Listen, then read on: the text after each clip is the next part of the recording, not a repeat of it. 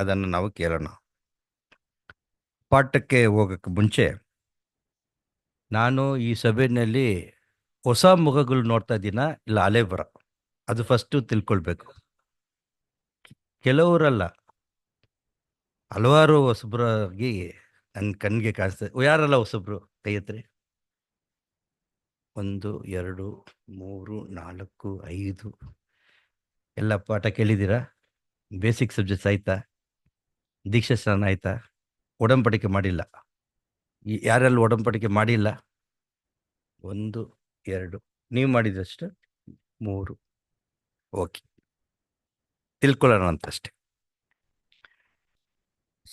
ಪ್ರೀತಿಯ ಸಹೋದರ ಸಹೋದರಿಯರೇ, ನಾವು ಇವಾಗ ಬಾಳ್ತಾ ಇರುವ ಈ ಒಂದು ಸೀಸನ್, ಪಸ್ಕಾ ಸೀಸನ್, ಅದಕ್ಕೆ ನಾವು ನಮ್ಮ ಹೃದಯವನ್ನು ಮನಸ್ಸನ್ನು ಸಿದ್ಧ ಮಾಡುವ ರೀತಿಯಲ್ಲಿ ಯೇಸು ಸ್ವಾಮಿನ ಮರಣವನ್ನು ನೆನೆಸಿಕೊಳ್ಳುವ ಈ ವರ್ಷ ನಮಗೆ ದೇವರು ಕೃಪೆಯಿಂದ ದಯಪಾಲಿಸಿರುವ ದಿನ ಏಪ್ರಿಲ್ 11. ಸೊ ಯಾವ ರೀತಿಯಲ್ಲಿ ನಮ್ಮನ್ನೇ ನಾವು ಸಿದ್ಧ ಮಾಡಿಸ್ಕೊಂಡು ಆ ಪಸ್ಕದಲ್ಲಿ ಪಾಲ್ಗೊಳ್ಳೋಕ್ಕೆ ಯಾವ ರೀತಿಯಲ್ಲಿ ನಮ್ಮ ಮನಸ್ಸನ್ನು ಸಿದ್ಧ ಮಾಡ್ಕೊಳ್ಬೇಕು ಅಂತ ಒಂದು ಪ್ರಶ್ನೆ ಕೇಳಬೇಕಾದ್ರೆ, ಓದನ ವಚನ ಲೂಕ 22:19. ಲೂಕ 22:19. ಬಳಿಕ ಆತನು ರೊಟ್ಟಿಯನ್ನು ತೆಗೆದುಕೊಂಡು ಸ್ತೋತ್ರ ಮಾಡಿ ಮುರಿದು ಅವರಿಗೆ ಕೊಟ್ಟು, ಇದು ನಿಮಗೋಸ್ಕರ ಕೊಟ್ಟಿರುವ ನನ್ನ ದೇಹ, ನನ್ನನ್ನು ನೆನೆಸಿಕೊಳ್ಳುವುದಕ್ಕೋಸ್ಕರ ಹೀಗೆ ಮಾಡಿರಿ ಅಂದನು. ನೋಡ್ರಿ, ಇಲ್ಲಿ ಒಂದು ಮಾತು ಬಂದಿದೆ, ನನ್ನನ್ನು ನೆನೆಸಿಕೊಳ್ಳಿರಿ. ಈ ನನ್ನನ್ನು ನೆನೆಸಿಕೊಳ್ಳಿರಿ ಅಂತ ಒಂದು ಮಾತನ್ನ ಯಾವ ರೀತಿಯಲ್ಲಿ ನಾವು ಅದನ್ನು ತಗೋಬೇಕು, ಯಾವ ರೀತಿಯಲ್ಲಿ ನಾವು ಪ್ರಭು ಯೇಸು ಸ್ವಾಮಿನ ಆ ದಿನ ನೆನೆಸ್ಕೊಳ್ಬೇಕು ಅಂತ ಒಂದು ಪ್ರಶ್ನೆ ಕೇಳಬೇಕಾದ್ರೆ, ನೋಡಿ, ಉದಾಹರಣೆಗೆ ಒಂದು ಮದುವೆ ಮಂಗಳೂರಲ್ಲಿ ನಡೀತಾ ಇದೆ ಅಂತ ಇಟ್ಕೊಳ್ಳೋಣ. ಆ ಮಂಗಳೂರಿಗೆ ಹೋಗ್ಬೇಕಾದ್ರೆ ನಾಳೆ ಬೆಳಗ್ಗೆ ಮಂಗಳೂರಲ್ಲಿ ಒಂದು ಮದುವೆ ಐತಂದ್ರೆ ನಾಳೆ ಬೆಳಗ್ಗೆ ನಾವು ಬೆಂಗಳೂರಿಂದ ಬಿಡ್ತೀವಾ? ಸೊ ಏನು ಮಾಡ್ತೀವಿ, ಒಂದು ದಿವಸ ಹಿಂದೆನೆ ಓಕೆ ಹೋಗಿ ಆ ಒಂದು ಮದುವೆ, ಆ ಒಂದು ಸಂತೋಷದಲ್ಲಿ ನಾವು ಭಾಗಕೊಳ್ತೀವಿ. ಅದೇ ಸಂದರ್ಭದಲ್ಲಿ ಮೈಸೂರಲ್ಲೋ ಇಲ್ಲ ಬೇರೆ ಎಲ್ಲೋ ಒಂದು ಸಾವು ಆಯ್ತು ಅಂತ ಇಟ್ಕೊಳ್ರಿ. ಸೊ ಆವಾಗ ಸಾವು ಸುದ್ದಿ ಕೇಳಿದ ತಕ್ಷಣನೇ ನಾವು ಏನು ಮಾಡ್ತೀವಿ, ಕೈ ಓಡಲ್ಲ, ಕಾಲು ಓಡಲ್ಲ. ಸೊ ಬಸ್ಸು, ಟ್ರೈನು ಅಥವಾ ಲಾರಿ ಗಿರಿ ಏನೋ ಇಟ್ಕೊಂಡು ನಾವು ಓಡ್ತೀವಿ. ಯಾಕೆ ಅಂತ ಹೇಳ್ಬೇಕಾದ್ರೆ, ಅವ್ರ ದುಃಖದಲ್ಲಿ ನನಗೆ ಒಂದು ಪಾಲಿದೆ.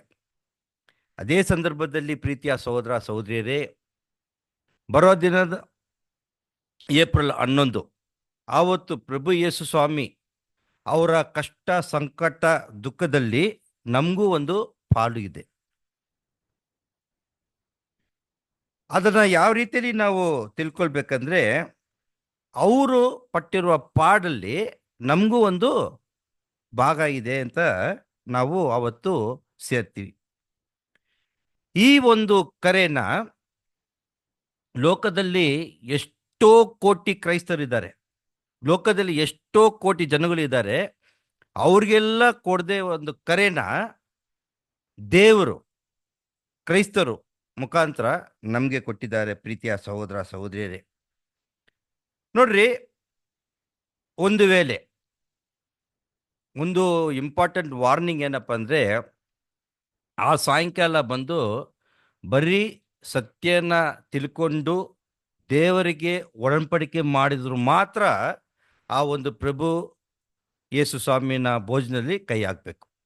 ಅದು ಫಸ್ಟ್ ಕಂಡೀಷನ್. ಸರಿ, ಯಾರೆಲ್ಲ ಒಡಂಬಡಿಕೆ ಮಾಡಿದಾರೋ ಅವ್ರ ಮನಸ್ಸು ಒಂದು ವೇಳೆ ಈ ವರ್ಷ ನಾನು ಆ ಒಂದು ಪ್ರಭುರ ಭೋಜನದಲ್ಲಿ ನಾನು ಪಾಲು ಕೊಡಲ್ಲ, ನನಗೆ ಇಷ್ಟ ಇಲ್ಲ ಅಂತ ಮನಸ್ಸು ಯಾರಿಗಾದ್ರು ಒಂದು ವೇಳೆ ಇದ್ದರೆ ಅವ್ರನ್ನ ಹೆಂಗೆ ಕರಿಬೇಕು ಅಂತ ಹೇಳ್ಬೇಕಾದ್ರೆ, ಯೇಸು ಸ್ವಾಮಿ ಪಟ್ಟಿರುವ ಆ ಒಂದು ಬಾಧೆಗಳಿಗೆ, ಆ ಬಾಧೆಗಳಿಗೂ ನನಗೂ ಸಂಬಂಧ ಇಲ್ಲ, ಆ ಥರ ನಾವು ಕರಿಬೇಕಾಗಿದೆ.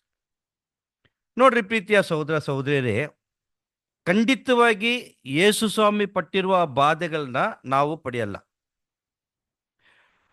ನೋಡ್ರಿ, ಆ ಬಾಧೆಗಳು, ಕಷ್ಟ, ಸಂಕಟ ಅಂತ ಒಂದು ವಿಷಯ ತಿಳ್ಕೊಳ್ಬೇಕಾದ್ರೆ ಯೇಸು ಸ್ವಾಮಿನ ಬಿಟ್ಟು ಹಳೆ ಒಡಂಬಡಿಕೆಯಲ್ಲಿ ಯಾರು ಅಷ್ಟು ಬಾಧೆಗಳು ಕಷ್ಟಗಳು ಪಟ್ರು?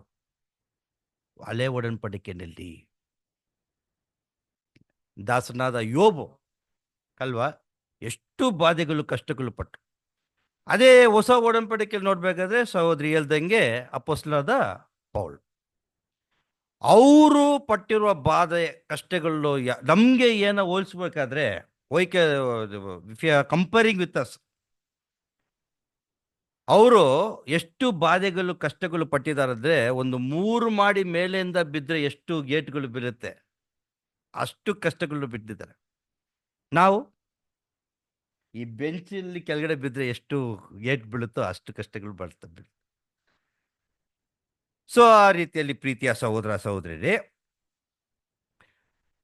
ಬರುವ ತಿಂಗಳು ಏಪ್ರಿಲ್ 11 ತಾರೀಕು ಸಾಯಂಕಾಲ 6:30 ನಾವು ಕೂಡ್ತೀವಿ.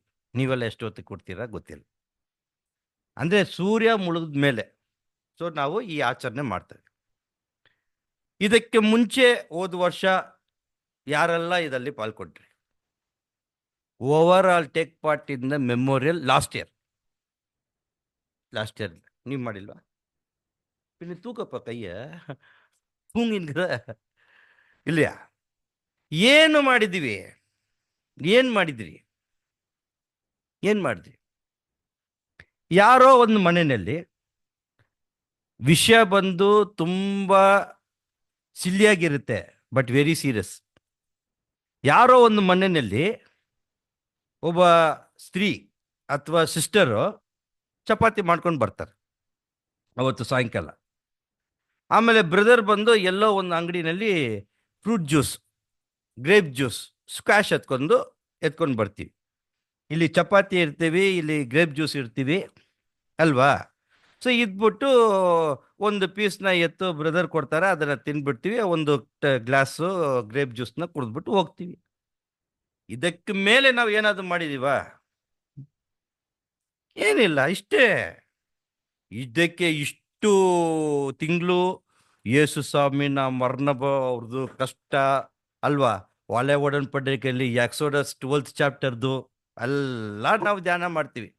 ಬಟ್ ಆವತ್ತು ಸಾಯಂಕಾಲ ಮಾಡುವ ವಿಷಯ ಇಷ್ಟೇ. ಇದಕ್ಕೆ ಮೇಲೆ ಏನು ಮಾಡ್ತೀವಿ ಅಲ್ವಾ? ಇದೆಲ್ಲ ಯಾರ ಕಣ್ಣೋಟದಲ್ಲಿ ಇದೆ ಅಂದರೆ, ಮನುಷ್ಯರ ಕಣ್ಣೋಟದಲ್ಲಿ ನೋಡ್ಬೇಕಾದ್ರೆ ಇಷ್ಟೇ ನಾವು ಮಾಡ್ತೀವಿ. ಒಂದು ಚಪಾತಿನ ಒಂದು ಚೂರು ಅರ್ಧ ತಿಂದ್ಬಿಡ್ತೀವಿ, ಒಂದಷ್ಟು ಗ್ರೇಪ್ ಜ್ಯೂಸ್ನ ಕುಡಿತೀವಿ.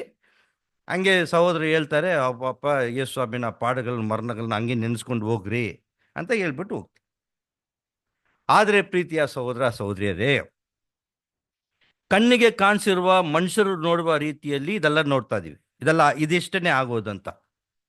ಆದರೆ ಏಪ್ರಿಲ್ 11 ತಾರೀಕು 6:30 ಸಾಯಂಕಾಲ ಕಣ್ಣಿಗೆ ಕಾಣಿಸ್ದೆ ಏನೆನ್ನ ವಿಷಯಗಳು ನಡೀತಾ ಇದೆ ಅಂತ ನೋಡ್ಬೇಕಾದ್ರೆ, ಪರಲೋಕದಿಂದ ದೇವರು ಯೇಸು ಸ್ವಾಮಿ ನಮ್ಮನ್ನು ನೋಡ್ತಾ ಇದ್ದಾರೆ. ಇದೆಲ್ಲ ಯಾರು ನೋಡೋಕ್ಕಾಗಲ್ಲ. ನೋಡದೇ ಇರುವ ವಿಷಯಗಳನ್ನ ನಾನು ಹೇಳ್ತಾ ಇದ್ದೀನಿ. ಆ ನೋಡದಿರುವ ವಿಷಯದಲ್ಲಿ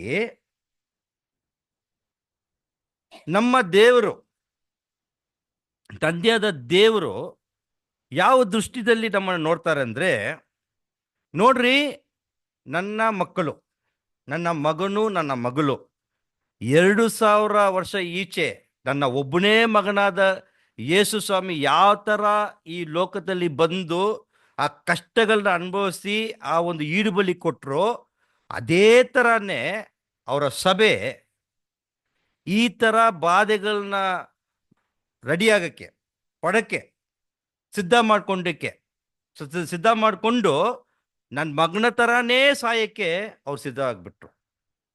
ಇದು ತಂದೆಯಾದ ದೇವರ ದೃಷ್ಟಿ ಅವತ್ತು ಸಾಯಂಕಾಲ. ಅದೇ ಸಮಯದಲ್ಲಿ ಯೇಸು ಸ್ವಾಮಿ ದೃಷ್ಟಿ ಹೇಗಿದೆ ಅಂದರೆ, ಹೌದು, ಈ ಲೋಕಕ್ಕೆ ನಾನು ಬಂದೆ, ಎಲ್ಲ ಥರದ ಅವಮಾನ, ದುಃಖ, ಸಂಕಟ ಎಲ್ಲ ಅನುಭವಿಸಿದೆ. ಮತ್ತೆ ಈ ಲೋಕದಲ್ಲಿ ನಾನು ಸತ್ತೋದೆ, ಮೂರನೇ ದಿವಸ ನಾನು ಪುನಃ ಆಗಿ ನಾನು ಪರಲೋಕಕ್ಕೆ ಹೋದೆ. ಅದೇ ನಂತರನೇ ನನ್ನ ಸಭೆ ಈ ತರ ಸಾಯಕ್ಕೆ ಅವರು ಕೂಡ ಏನಾಗಿದ್ರು, ಸಿದ್ಧ ಆಗ್ಬಿಟ್ಟಿದ್ದಾರೆ ಅಂತ ದೃಷ್ಟಿನಲ್ಲಿ ಯೇಸು ಸ್ವಾಮಿ ನೋಡ್ತಾರೆ. ಅದೇ ಸಂದರ್ಭದಲ್ಲಿ ಪರಲೋಕದಲ್ಲಿ ಇರತಕ್ಕಂಥ ಎಲ್ಲ ದೇವದೂತರುಗಳು ಕೂಡ ಈ ಒಂದು ಅವಕಾಶ ನಮಗೆ ಸಿಕ್ಕಿಲ್ವೇ? ಈ ಮನುಷ್ಯರು ಯಾವ ತರ ತಂದೆಯಾದ ದೇವರ ಒಬ್ಬರೇ ಮಗನು ಯೇಸು ಸ್ವಾಮಿ ಯಾವ ತರ ಸತ್ತೋದ್ರೋ ಅದೇ ರೀತಿಯಲ್ಲಿ ಸಾಯಕ್ಕೆ ಇವರು ಕೂಡ ಏನಾಗಿದ್ದಾರೆ, ಸಿದ್ಧವಾಗಿದ್ದಾರೆ. ಇದೆಲ್ಲ ಕಣ್ಗೆ ಕಾಣಿಸಿರುವ ವಿಷಯಗಳನ್ನ ಅವತ್ತು ಸಾಯಂಕಾಲ ಆಗುವುದು ಪ್ರೀತಿಯ ಸಹೋದರ ಸಹೋದರಿಯರು. ಸೊ ಆ ಸಂದರ್ಭದಲ್ಲಿ ಒಂದು ವಚನ ಓದೋಣ ರೀ. 1 ಕೊರಿಂಥಿಯ 11:23. ನಾನು ನಿಮಗೆ ತಿಳಿಸಿಕೊಟ್ಟ ಉಪದೇಶವನ್ನು ಕರ್ತನಿಂದ ಹೊಂದಿದೆನು. ಅದೇನೆಂದರೆ, ಕರ್ತನಾದ ಯೇಸು ತಾನು ಹಿಡಿದುಕೊಡಲ್ಪಟ್ಟ ರಾತ್ರಿಯಲ್ಲಿ ರೊಟ್ಟಿಯನ್ನು ತೆಗೆದುಕೊಂಡು ದೇವರ ಸ್ತೋತ್ರ ಮಾಡಿ ಮುರಿದು, ಇದು ನಿಮಗೋಸ್ಕರವಾಗಿರುವ. ಸೊ ಇದು ಅಪೊಸ್ತಲನಾದ ಪೌಲು ಈ ಒಂದು ಮೆಮೋರಿಯಲ್ ಸಪ್ಪರ್ ಬಗ್ಗೆ ಹೇಳ್ತಾರೆ. ಈ ಒಂದು ಉಪದೇಶಗಳನ್ನ ಅಪೊಸ್ತಲನಾದ ಪೌಲ್ ಯಾರೇ ಒಬ್ಬ ಮನುಷ್ಯರಿಂದ ತಿಳ್ಕೊಂಡಿಲ್ಲ, ಸ್ಟ್ರೈಟ್ ಯಾರಿಂದ ತಿಳ್ಕೊಂಡಿದ್ದಾರೆ? ಯೇಸು ಸ್ವಾಮಿ ಮುಖಾಂತರ ತಿಳ್ಕೊಂಡಿದ್ದಾರೆ. ಅದೇ ಸುವಾರ್ತನಲ್ಲಿ ಇರುವ ವಿಷಯಗಳನ್ನ ಮಾತ್ರ ನಾವು ಇದ್ದಿದ್ರೆ ಈ ಒಂದು ಮೆಮೊರಿಯಲ್ನ ಸರಿಯಾಗಿ ಆಚರಣೆ ಮಾಡೋಕ್ಕೆ ಆಗೋದೇ ಇಲ್ಲ ರೀ, ಒಂದು ವೇಳೆ ಅಪೊಸ್ತಲ ಪೌಲ್ ಇಲ್ಲ ಅಂದರೆ. ಅದಕ್ಕೆ ಅಪೊಸ್ತಲ ಪೌಲ್ ಯಾವ ಥರ ಅವರು ಒಂದು ಸಾಕ್ಷಿ ಕೊಡ್ತಾರೆ ಅಂದರೆ, ಈ ಒಂದು ಮೆಮೋರಿಯಲ್ ಬಗ್ಗೆ ತಿಳ್ಕೊಂಡಿರುವ ತಿಳುವಳಿಕೆ ನಾನು ಯಾರು ಮನುಷ್ಯರಿಂದ ತಿಳ್ಕೊಂಡಿಲ್ಲ, ಯೇಸು ಸ್ವಾಮಿ ಮುಖಾಂತರನೇ ನಾನು ತಿಳ್ಕೊಂಡಿದ್ದೆ. ಇನ್ನೊಂದು ವಚನ ಕೂಡ ಓದೋಣ ರೀ. ಗಲಾತ್ಯರಿಗೆ 1:12.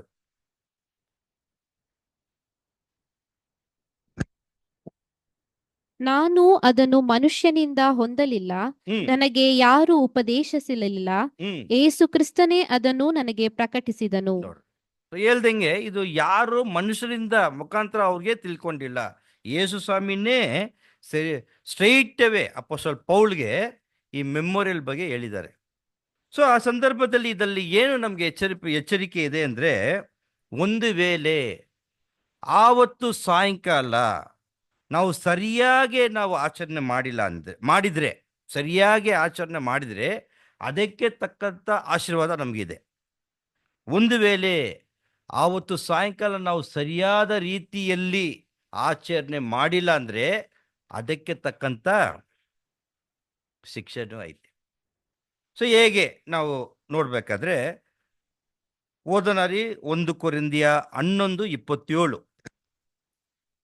ಹೀಗಿರುವುದರಿಂದ ಯಾವನಾದರೂ ಅಯೋಗ್ಯವಾಗಿ ಕರ್ತನ ರೊಟ್ಟಿಯನ್ನು ತಿಂದರೆ, ಇಲ್ಲವೇ ಆತನ ಪಾತ್ರೆಯಲ್ಲಿ ಪಾನ ಮಾಡಿದರೆ, ಅವನು ಕರ್ತನ ದೇಹಕ್ಕೂ ರಕ್ತಕ್ಕೂ ದ್ರೋಹ ಮಾಡಿದವನಾಗಿರುವನು.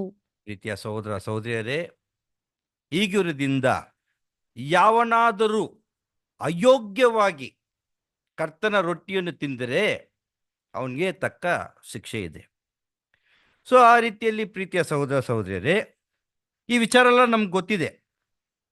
ನಾವು ಕೂಡ ಈ ವಿಚಾರ ಎಲ್ಲ ಚೆನ್ನಾಗಿ ತಿಳ್ಕೊಂಡ ಮೇಲೇ ನಾವು ತಂದೆಯ ದೇವರ ಬಳಿಗೆ ನಾವು ಒಡಂಬಡಿಕೆ ಮಾಡಿದ್ವಿ. ಸೊ ಇದೆಲ್ಲ ತಿಳ್ಕೊಂಡ್ಮೇಲೆ ಕೂಡ ಸಭೆಯಲ್ಲಿ 2 ಥರ ವರ್ಗರು ಅವತ್ತು ಸಾಯಂಕಾಲ ಪಾಲ್ಕೊಳ್ತಾರೆ. ಒಬ್ಬರು ಒನ್ ಗ್ರೂಪ್ ಆಫ್ ಪೀಪಲ್ ಅಯೋಗ್ಯವಾಗಿ ಪಾಲ್ಕೊಳ್ತಾರೆ. Unworthily will take part in the memorial supper. ಏನೋ ಕಾಟಾಚಾರಕ್ಕಾಗಿ ಪಾಲ್ಕೊಳ್ತಾರೆ. Unworthily, ignorantly, improperly, not fully consecrated to the God. ಈ ತರ ಒಬ್ಬ ವರ್ಗರು ಆವತ್ತು ಸಾಯಂಕಾಲ ಪಾಲ್ಕೊಳ್ತಾರೆ. ತುಂಬಾ ಮುಖ್ಯವಾಗಿ ವಚನ ಹೆಂಗೆ ಹೇಳಿದ್ರೆ ಅಯೋಗ್ಯರಾಗಿ, ಇದು ತುಂಬಾ ಮುಖ್ಯವಾದ ಒಂದು ಪಾಯಿಂಟ್. ಒಬ್ಬ ವರ್ಗರು ಇದ್ದಾರೆ, ಇನ್ನಷ್ಟರು ಅವರು ಯಾವ ಥರ ಪಾಲ್ಕೋತಾರಂದ್ರೆ, ತಂದೆಯಾದ ದೇವರ ಬಳಿಗೆ ಬಂದು ಭಯದಿಂದ, ಭಕ್ತಿಯಿಂದ, ಯೋಗ್ಯರಾಗಿ ದೇವರ ಬಳಿಗೆ ಮಾಡಿರತಕ್ಕಂಥ ಆ ಉಡன்பಡಿಕೆಯನ್ನ ಸಂಪೂರ್ಣವಾಗಿ ಉಡன்பಡಿಕೆ ಮಾಡಿ, ಅದು ಯಾವ ರೀತಿಯಲ್ಲಿ ಅವ್ರ ತಿಳುವಳಿಕೆ ತಿಳ್ಕೊಂಡಿದ್ರೆ, ಇದು ತಂದೆಯಾದ ದೇವರು ನಮಗೆ ಕೊಟ್ಟಿರತಕ್ಕಂಥ ಯೇಸು ಸ್ವಾಮಿನ ಬಾಧೆಗಳಲ್ಲಿ ನನಗೂ ಒಂದು ಏನಿದೆ ಅದಕ್ಕೆ ಪಾಲು ಐತೆ ಅಂತ ಒಂದು ಮನಸ್ಸಿನಿಂದ ಅವರು ಪಾಲ್ಕೊಳ್ತಾರೆ. ಅವ್ರು ಯಾವ ಥರ ಪಾಲ್ಕೊಳ್ತಾರೆ ಅಂತ ನೋಡಿದ್ರೆ, ಒಂದು ವಚನ ಓದೋಣ ರೀ. 1 ಕೊರಿಂಥಿಯ 11:28. ಪ್ರತಿ ಮನುಷ್ಯನು ತನ್ನನ್ನು ಪರೀಕ್ಷಿಸಿಕೊಂಡವನಾಗಿ ಸಾಕಷ್ಟೆ. ಪ್ರತಿ ಮನುಷ್ಯನು ಯಾರನ್ನ ಪರೀಕ್ಷೆ ಮಾಡಿಸ್ಕೊಳ್ಬೇಕು?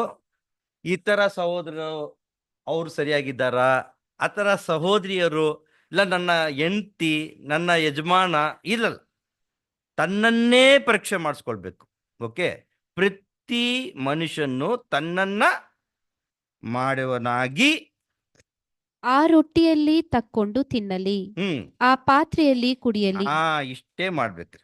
Let them examine themself and understanding the ಎಂಬಲಮ್.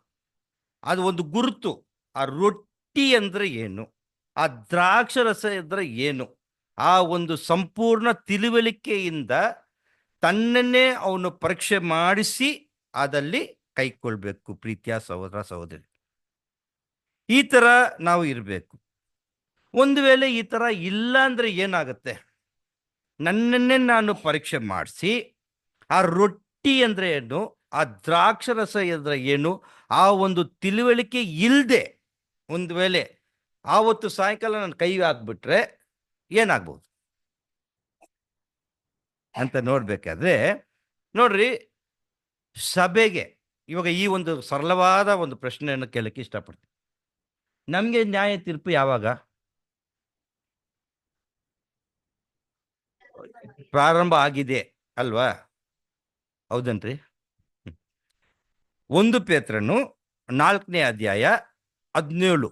1 Peter chapter 4:7. ನ್ಯಾಯ ವಿಚಾರಣೆಯ ಸಮಯ ಬಂದದೆ, ಆ ವಿಚಾರಣೆಯು ದೇವರ ಮನೆಯಲ್ಲಿ. ಸರಿ 1 ಪೀಟರ್ ಚಾಪ್ಟರ್ 4:17. ನ್ಯಾಯ ವಿಚಾರಣೆಯ ಸಮಯ ಬಂದದೆ, ಆ ವಿಚಾರಣೆಯು ದೇವರ ಮನೆಯಲ್ಲಿಯೇ ಪ್ರಾರಂಭವಾಯಿತಲ್ಲ ಅಂತ ನೋಡ್ಬೇಕಾದ್ರೆ ಸ್ವಲ್ಪ ಗಮನ ಕೊಡ್ರಿ. ಆಲ್ರೆಡಿ ನಾವು ಒಂದು ನ್ಯಾಯ ವಿಚಾರದಲ್ಲಿ ಇದ್ದೀವಿ, ಅದು ಪ್ರಾರಂಭ ಆಗಿದೆ.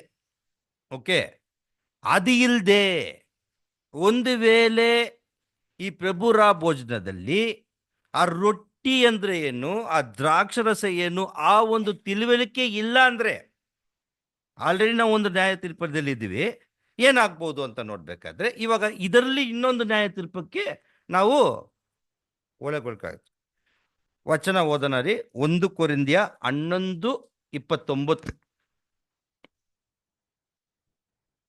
ಯಾಕೆಂದರೆ ಕರ್ತನ ದೇಹವೆಂದು ವಿವೇಚಿಸದೆ ತಿಂದು ಕುಡಿಯುವವನು ಹಾಗೆ ತಿಂದು ಕುಡಿಯುವುದರಿಂದ ನ್ಯಾಯ ತೀರ್ಪಿಗೊಳಗಾಗುವನು. ನೋಡ್ರಿ ಪ್ರೀತಿ, ಆಲ್ರೆಡಿ ಒಂದು ನ್ಯಾಯ ತೀರ್ಪದಲ್ಲಿ ಅದರ ಜೊತೆಲೇ ಇವು.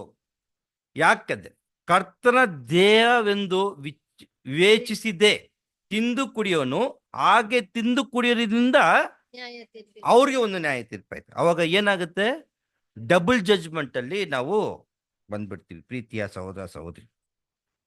ಅವಾಗ ಒಬ್ರು ಅಯೋಗ್ಯವಾಗಿ ಪಾಲ್ಕೊಂಡಿದ್ರೆ ಅವ್ರಿಗೆ ಡಬಲ್ ಜಡ್ಜ್ಮೆಂಟ್ ಆಗ್ಬಿಡ್ತು. ಯೋಗ್ಯವರಾಗಿ ನಾವು ಪಾಲ್ಕೊಳ್ಬೇಕು. ಇವಾಗ ಇನ್ನೊಂದು ಸರಳವಾದ ಒಂದು ಪ್ರಶ್ನೆ.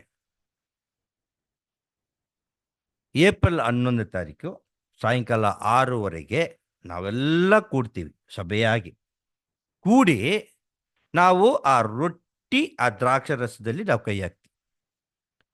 ಅಲ್ಲಿ ಆವತ್ತು ದಿನ ಸಭೆಯಲ್ಲಿ ಅಯೋಗ್ಯರಾಗಿ ಪಾಲ್ಕೊಳ್ಳೋರು ಜಾಸ್ತಿ ಜನ ಇರ್ತಾರ, ಇಲ್ಲ ಯೋಗ್ಯರಾಗಿ ಪಾಲ್ಕೊಳ್ಳೋರು ಜಾಸ್ತಿ ಜನ ಇರ್ತಾರೆ. ಏನ್ರಿ ಸಿಸ್ಟರ್, ಇದಕ್ಕೇನ್ರಿ ಸಿಸ್ಟರ್ ಇಷ್ಟು ತಿಂಗಳು ನಾವು ಸಿದ್ಧ ಮಾಡಿಸ್ಕೊಂಡು ದಿಢೀರ್ ಅಂತ ಈ ತರ ಹೇಳ್ಬಿಟ್ರೆ ಹೆಂಗ್ ಸಿಸ್ಟರ್? ಹ್ಮ್ ಹೆಂಗೆ ಹೇಳ್ತಾರೆ ನೋಡ್ರಿ, ಸ್ವಲ್ಪ ನಿಮ್ಗೆ ಕರುಣೆ ಹೃದಯ ಪ್ರೀತಿ ಇಲ್ವೇ? ಅಯೋಗ್ಯರಾಗಿ ಪಾಲ್ಗೊಳ್ಳೋರು ಕಡಿಮೆ, ಪಾಲ್ಗೊಳ್ಳೋರು ಜಾಸ್ತಿ. ಹೇಗೆ ಹೇಳ್ತೀರಾ?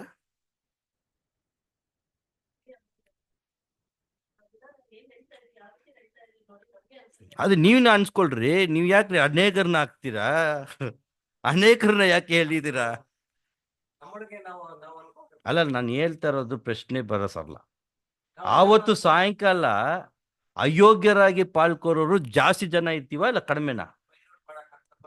ಮಾಡಕ್ಕಾಗಲ್ಲ ನೋಡ್ರಿ. ಇವ್ರು ತಪ್ಸ್ಕೊಂಡ್ಬಿಟ್ರು, ಅವ್ರು ಸಿಕ್ಕಾಕ್ಸ್ಬಿಟ್ರು. ಇವಾಗ ಒಂದು ತೀರ್ಮಾನಕ್ಕೆ ಬಂದ್ಬಿಡೋಣ. ಓಕೆ,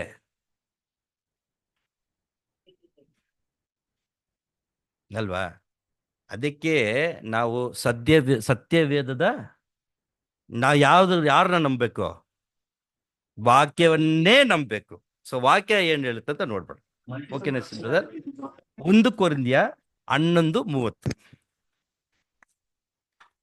ಈ ಕಾರಣದಿಂದಲೇ ನಿಮ್ಮಲ್ಲಿ ಬಹು ಮಂದಿ ಬಲಹೀನರು, ರೋಗಿಗಳು ಆಗಿದ್ದಾರೆ ಮತ್ತು ಅನೇಕರು ಸಾಯುತ್ತಾರೆ. ನೋಡ್ರಿ ಪ್ರೀತಿಯ ಸಹೋದರ, ನಿಮ್ಮಲ್ಲಿ ಬಹುಮಂದಿ ಅಂದ್ರೆ ಬಹುಮಂದಿ ಜನರು ಯಾವ ರೀತಿಯಲ್ಲಿ ಪಾಲ್ಕೊಳ್ತಾರಂದ್ರೆ, ಸಿಸ್ಟರ್ ಹೇಳ್ದಂಗೆ ಅಯೋಗ್ಯರಾಗಿ ಪಾಲ್ಕೊಳ್ತಾರೆ. ಅವ್ರು ಮಾಡಿರತಕ್ಕಂಥ ಉಡன்பಡಿಕೆಯನ್ನ ಅರ್ಥ ತಿಳುವಳಿಕೆ ಇಲ್ಲದೆ ಪಾಲ್ಕೊಳ್ತಾರೆ. ಏನೋ ವರ್ಷಕ್ಕೆ ಒಮ್ಮೆ ಬರ್ತಾ ಇದೆ, ಸಾಯಂಕಾಲ 6:30ಗೆ ಬ್ರದರ್ ಹೇಳ್ಬಿಟ್ರಲ್ಲ ಬಂದು ಕೈ ಹಾಕ್ಬೇಕಂತ, ಒಂದು ಕಾಟಾಚಾರಕ್ಕೆ ಬಂದು ಪಾಲ್ಕೊಳ್ತಾರೆ ಪ್ರೀತಿಯ ಸಹೋದರ ಸಹೋದರಿಯರೇ. ಆದರೆ ಅದಲ್ಲಿ ಬಹುಮಂದಿ ಈ ತರ ಮಾಡ್ತಾರೆ, ಸ್ವಲ್ಪ ಜನರು ಮಾತ್ರ ಯೋಗ್ಯರಾಗಿ ಪಾಲ್ಕೊಳ್ತಾರೆ. ನೋಡ್ರಿ, ಈ ವಚನ ಇನ್ನ ಸ್ವಲ್ಪ ಗಮನ ಕೊಡೋಣ. ಮತ್ತೊಂದ್ಸತಿ ಓದ್ರಿ, 1 ಕೊರಿಂಥಿಯ 11:30. ಈ ಕಾರಣದಿಂದಲೇ ನಿಮ್ಮಲ್ಲಿ ಬಹು ಮಂದಿ ಬಲಹೀನರು, ರೋಗಿಗಳು ಆಗಿದ್ದಾರೆ ಮತ್ತು ಅನೇಕರು ಸಾಯುತ್ತಾರೆ. ತಮಿಳ್ல படிங்க. அது 1 கொரிந்தியர் 11ஆம் அதிகாரம் 30ஆம் வசனம். பாருங்க, உங்களில் அநேகர். அப்புறம் மேல படிங்க. பாத்தியா, 2 தடவை அநேகர் வருது இல்லைங்களா? அநேகர் பலவீனமும் அநேகர் வியாதி உள்ளவர்கள். ಸೊ ಬಹುಮಂದಿ ಮೇಲೆ ಪಚ್ಚಿರು. ಅನೇಕರ್ ಇಲ್ಲ, ಬಹುಮಂದಿ ಅಂತ ವಚನನೇ ಹೇಳ್ತಾ ಇದ್ದೆ. ಸೊ ಇದಕ್ಕೆ ಅರ್ಥ ಏನು? ಇವಾಗ ತಮಿಳ್ನ அப்படியே வாசிங்க. அது ஃபர்ஸ்ட்ல இருந்து அப்படியே அநேகர் அப்படியே படிங்க. அது 30 மாத்த வாசிங்க. இது நிமித்தம் ಬಲವೀನರ್, ವ್ಯಾಧಿ, ನಿದ್ದಿರೈ. ಕನ್ನಡದಲ್ಲಿ ಓದ್ಬಿಡೋಣ ಅಷ್ಟೇ. ಅದು ಈ ಕಾರಣದಿಂದಲೇ ನಿಮ್ಮಲ್ಲಿ ಬಹು ಮಂದಿ ಬಲಹೀನತೆ, ರೋಗಿಗಳು ಆಗಿದ್ದಾರೆ ಮತ್ತು ಅನೇಕರು ಸಾಯುತ್ತಾರೆ. ಈ 3 ಪಾಯಿಂಟ್ ನೋಡೋಣ. ನೋಡ್ರಿ ಪ್ರೀತಿಯ ಸಹೋದರ ಸಹೋದರಿಯರೇ, 11th ಏಪ್ರಿಲ್ ಅನೇಕರು ಬಹುಮಂದಿ ಅಯೋಗ್ಯರಾಗಿ ಪಾಲ್ಕೊಳ್ತಾರೆ ವಚನ ಹೇಳ್ತಾ ಇದೆ. ಆ ರೀತಿಯಲ್ಲಿ ಪಾಲ್ಕೊಂಡ್ರೆ ಅದಕ್ಕೆ ಪರಿಹಾರ ಏನಪ್ಪಾ ಅಂದ್ರೆ, ಅದಿನಿಮಿತ್ತ ಅವರು ಅನೇಕರು ಬಲಹೀನತಾಗಿ ಬಿಡ್ತಾರೆ, ಅನೇಕರು ವ್ಯಾಧಿಗಳು ಬಂದ್ಬಿಡುತ್ತೆ, ಅನೇಕರು ಏನಾಗ್ಬಿಡ್ತಾರೆ, ಸಾಯ್ತಾರೆ. ಇವಾಗ ಏನಾಗತ್ತಂದ್ರೆ, ಏಪ್ರಿಲ್ 11ನೇ ತಾರೀಕು ಸಾಯಂಕಾಲ ಇದೆಲ್ಲ ಅಯೋಗ್ಯವಾಗಿ ಅನೇಕರು ಪಾಲ್ಕೊಂಡ್ಮೇಲೆ ಮಾರನೇ ದಿವಸ ಸತ್ತೋಗ್ಬಿಡ್ತಾರ, ಮಾರನೇ ದಿವಸನೇ ಬಲಹೀನತರಾಗ್ಬಿಡ್ತಾರ, ಮಾರನೇ ದಿವಸನೇ ವ್ಯಾಧಿ ಪಡ್ತಾರ. ವ್ಯಾಧಿ ಅಂದ್ರೆ ಕಣ್ ಕಾಣಿಸ್ದೆ, ಕಿವಿ ಕೇಳ್ದೆ, ಏನದು ಮಾತು ಬರ್ದೆ, ಯಾರವರು ಮೂರ್ಖರಾಗ್ಬಿಡ್ತಾರ. ಇಲ್ಲ ರೀ. ಸೊ ಇದನ್ನ ಯಾವ ರೀತಿಯಲ್ಲಿ ನಾವು ತಗೋಬೇಕು ಈ ವಿಚಾರನ? ಮತ್ತೆ ಓದ್ರಿ ಸಿಸ್ಟರ್, 1 ಕೊರಿಂಥಿಯನ್ ಚಾಪ್ಟರ್ 11:30. ಈ ಕಾರಣದಿಂದಲೇ ನಿಮ್ಮಲ್ಲಿ ಬಹು ಮಂದಿ ಬಲಹೀನರು, ರೋಗಿಗಳು ಆಗಿದ್ದಾರೆ ಮತ್ತು ಅನೇಕರು ಸಾಯುತ್ತಾರೆ. ನೋಡ್ರಿ ಪ್ರೀತಿಯ ಸಹೋದರ ಸಹೋದರಿಯರೇ, ಏಪ್ರಿಲ್ 12ನೇ ತಾರೀಕು ಒಂದು ವೇಳೆ ಎಲ್ಲ ಸಹೋದರ ಸಹೋದರಿಯರನ್ನ ನಾವು ನೋಡೋಕ್ಕೆ ಒಂದು ಅವಕಾಶ ಸಿಕ್ಕಿದ್ರೆ 11ನೇ ತಾರೀಕು ಹೆಂಗಿದ್ರು ಹಾಗೇನೆ 11ನೇ ತಾರೀಕು ಕೂಡ ಇರ್ತಾರೆ. ಅದರಲ್ಲಿ ಏನು ಒಂದು ಬದಲಾವಣೆ ನಾವು ನೋಡಲ್ಲ ರೀ. ಇದು ಯಾವ ರೀತಿಯಲ್ಲಿ ಅಂದರೆ ಔಟ್ವರ್ಡ್. Okay, outward. ಯಾರೋ ಸ್ಪಿರಿಚುವಲ್ ಅಂದ್ರಲ್ಲ, ಓಕೆ. ಅದು ಇನ್ವರ್ಡಲ್ಲಿ ಒಳಗಡೆ ಏನಾಗಿರುತ್ತೆ, ಅಯೋಗ್ಯವಾಗಿ ಒಂದು ವೇಳೆ ಪಾಲ್ಕೊಂಡ್ರೆ ಏನಾಗುತ್ತೆ ಅಂದರೆ ಆವತ್ತು ದಿವಸದ ಅವ್ರಿಗೆ ಕಣ್ಣು ಕಾಣಿಸಲ್ಲ. ಯಾವ ರೀತಿಯಲ್ಲಿ ಕಣ್ಣು ಕಾಣಿಸಲ್ಲ ಅಂತ ನೋಡ್ಬೇಕಾದ್ರೆ, ಎಷ್ಟೇ ಬೈಬಲ್ ಓದಿದ್ರು ಕೂಡ, ಎಷ್ಟೇ ಬೆಳಗ್ಗೆ ಮುಂಜಾನೆ ಧ್ಯಾನ ಮನ್ನಾ ಓದಿದ್ರು ಕೂಡ ಅಲ್ವಾ, ಎಷ್ಟೇ ಸತ್ಯ ಓದಿದ್ರು ಕೂಡ ಅವ್ರಿಗೇನಾಗಲ್ಲ ರೀ, ಅರ್ಥ ಆಗಲ್ಲ. ಬ್ರದರ್ ಹೆಂಗ್ ಬ್ರದರ್ ಹೇಳ್ತೀರಾ? ವಚನ ಇದೆ, ಎಫೆಸರಿಗೆ 1:17.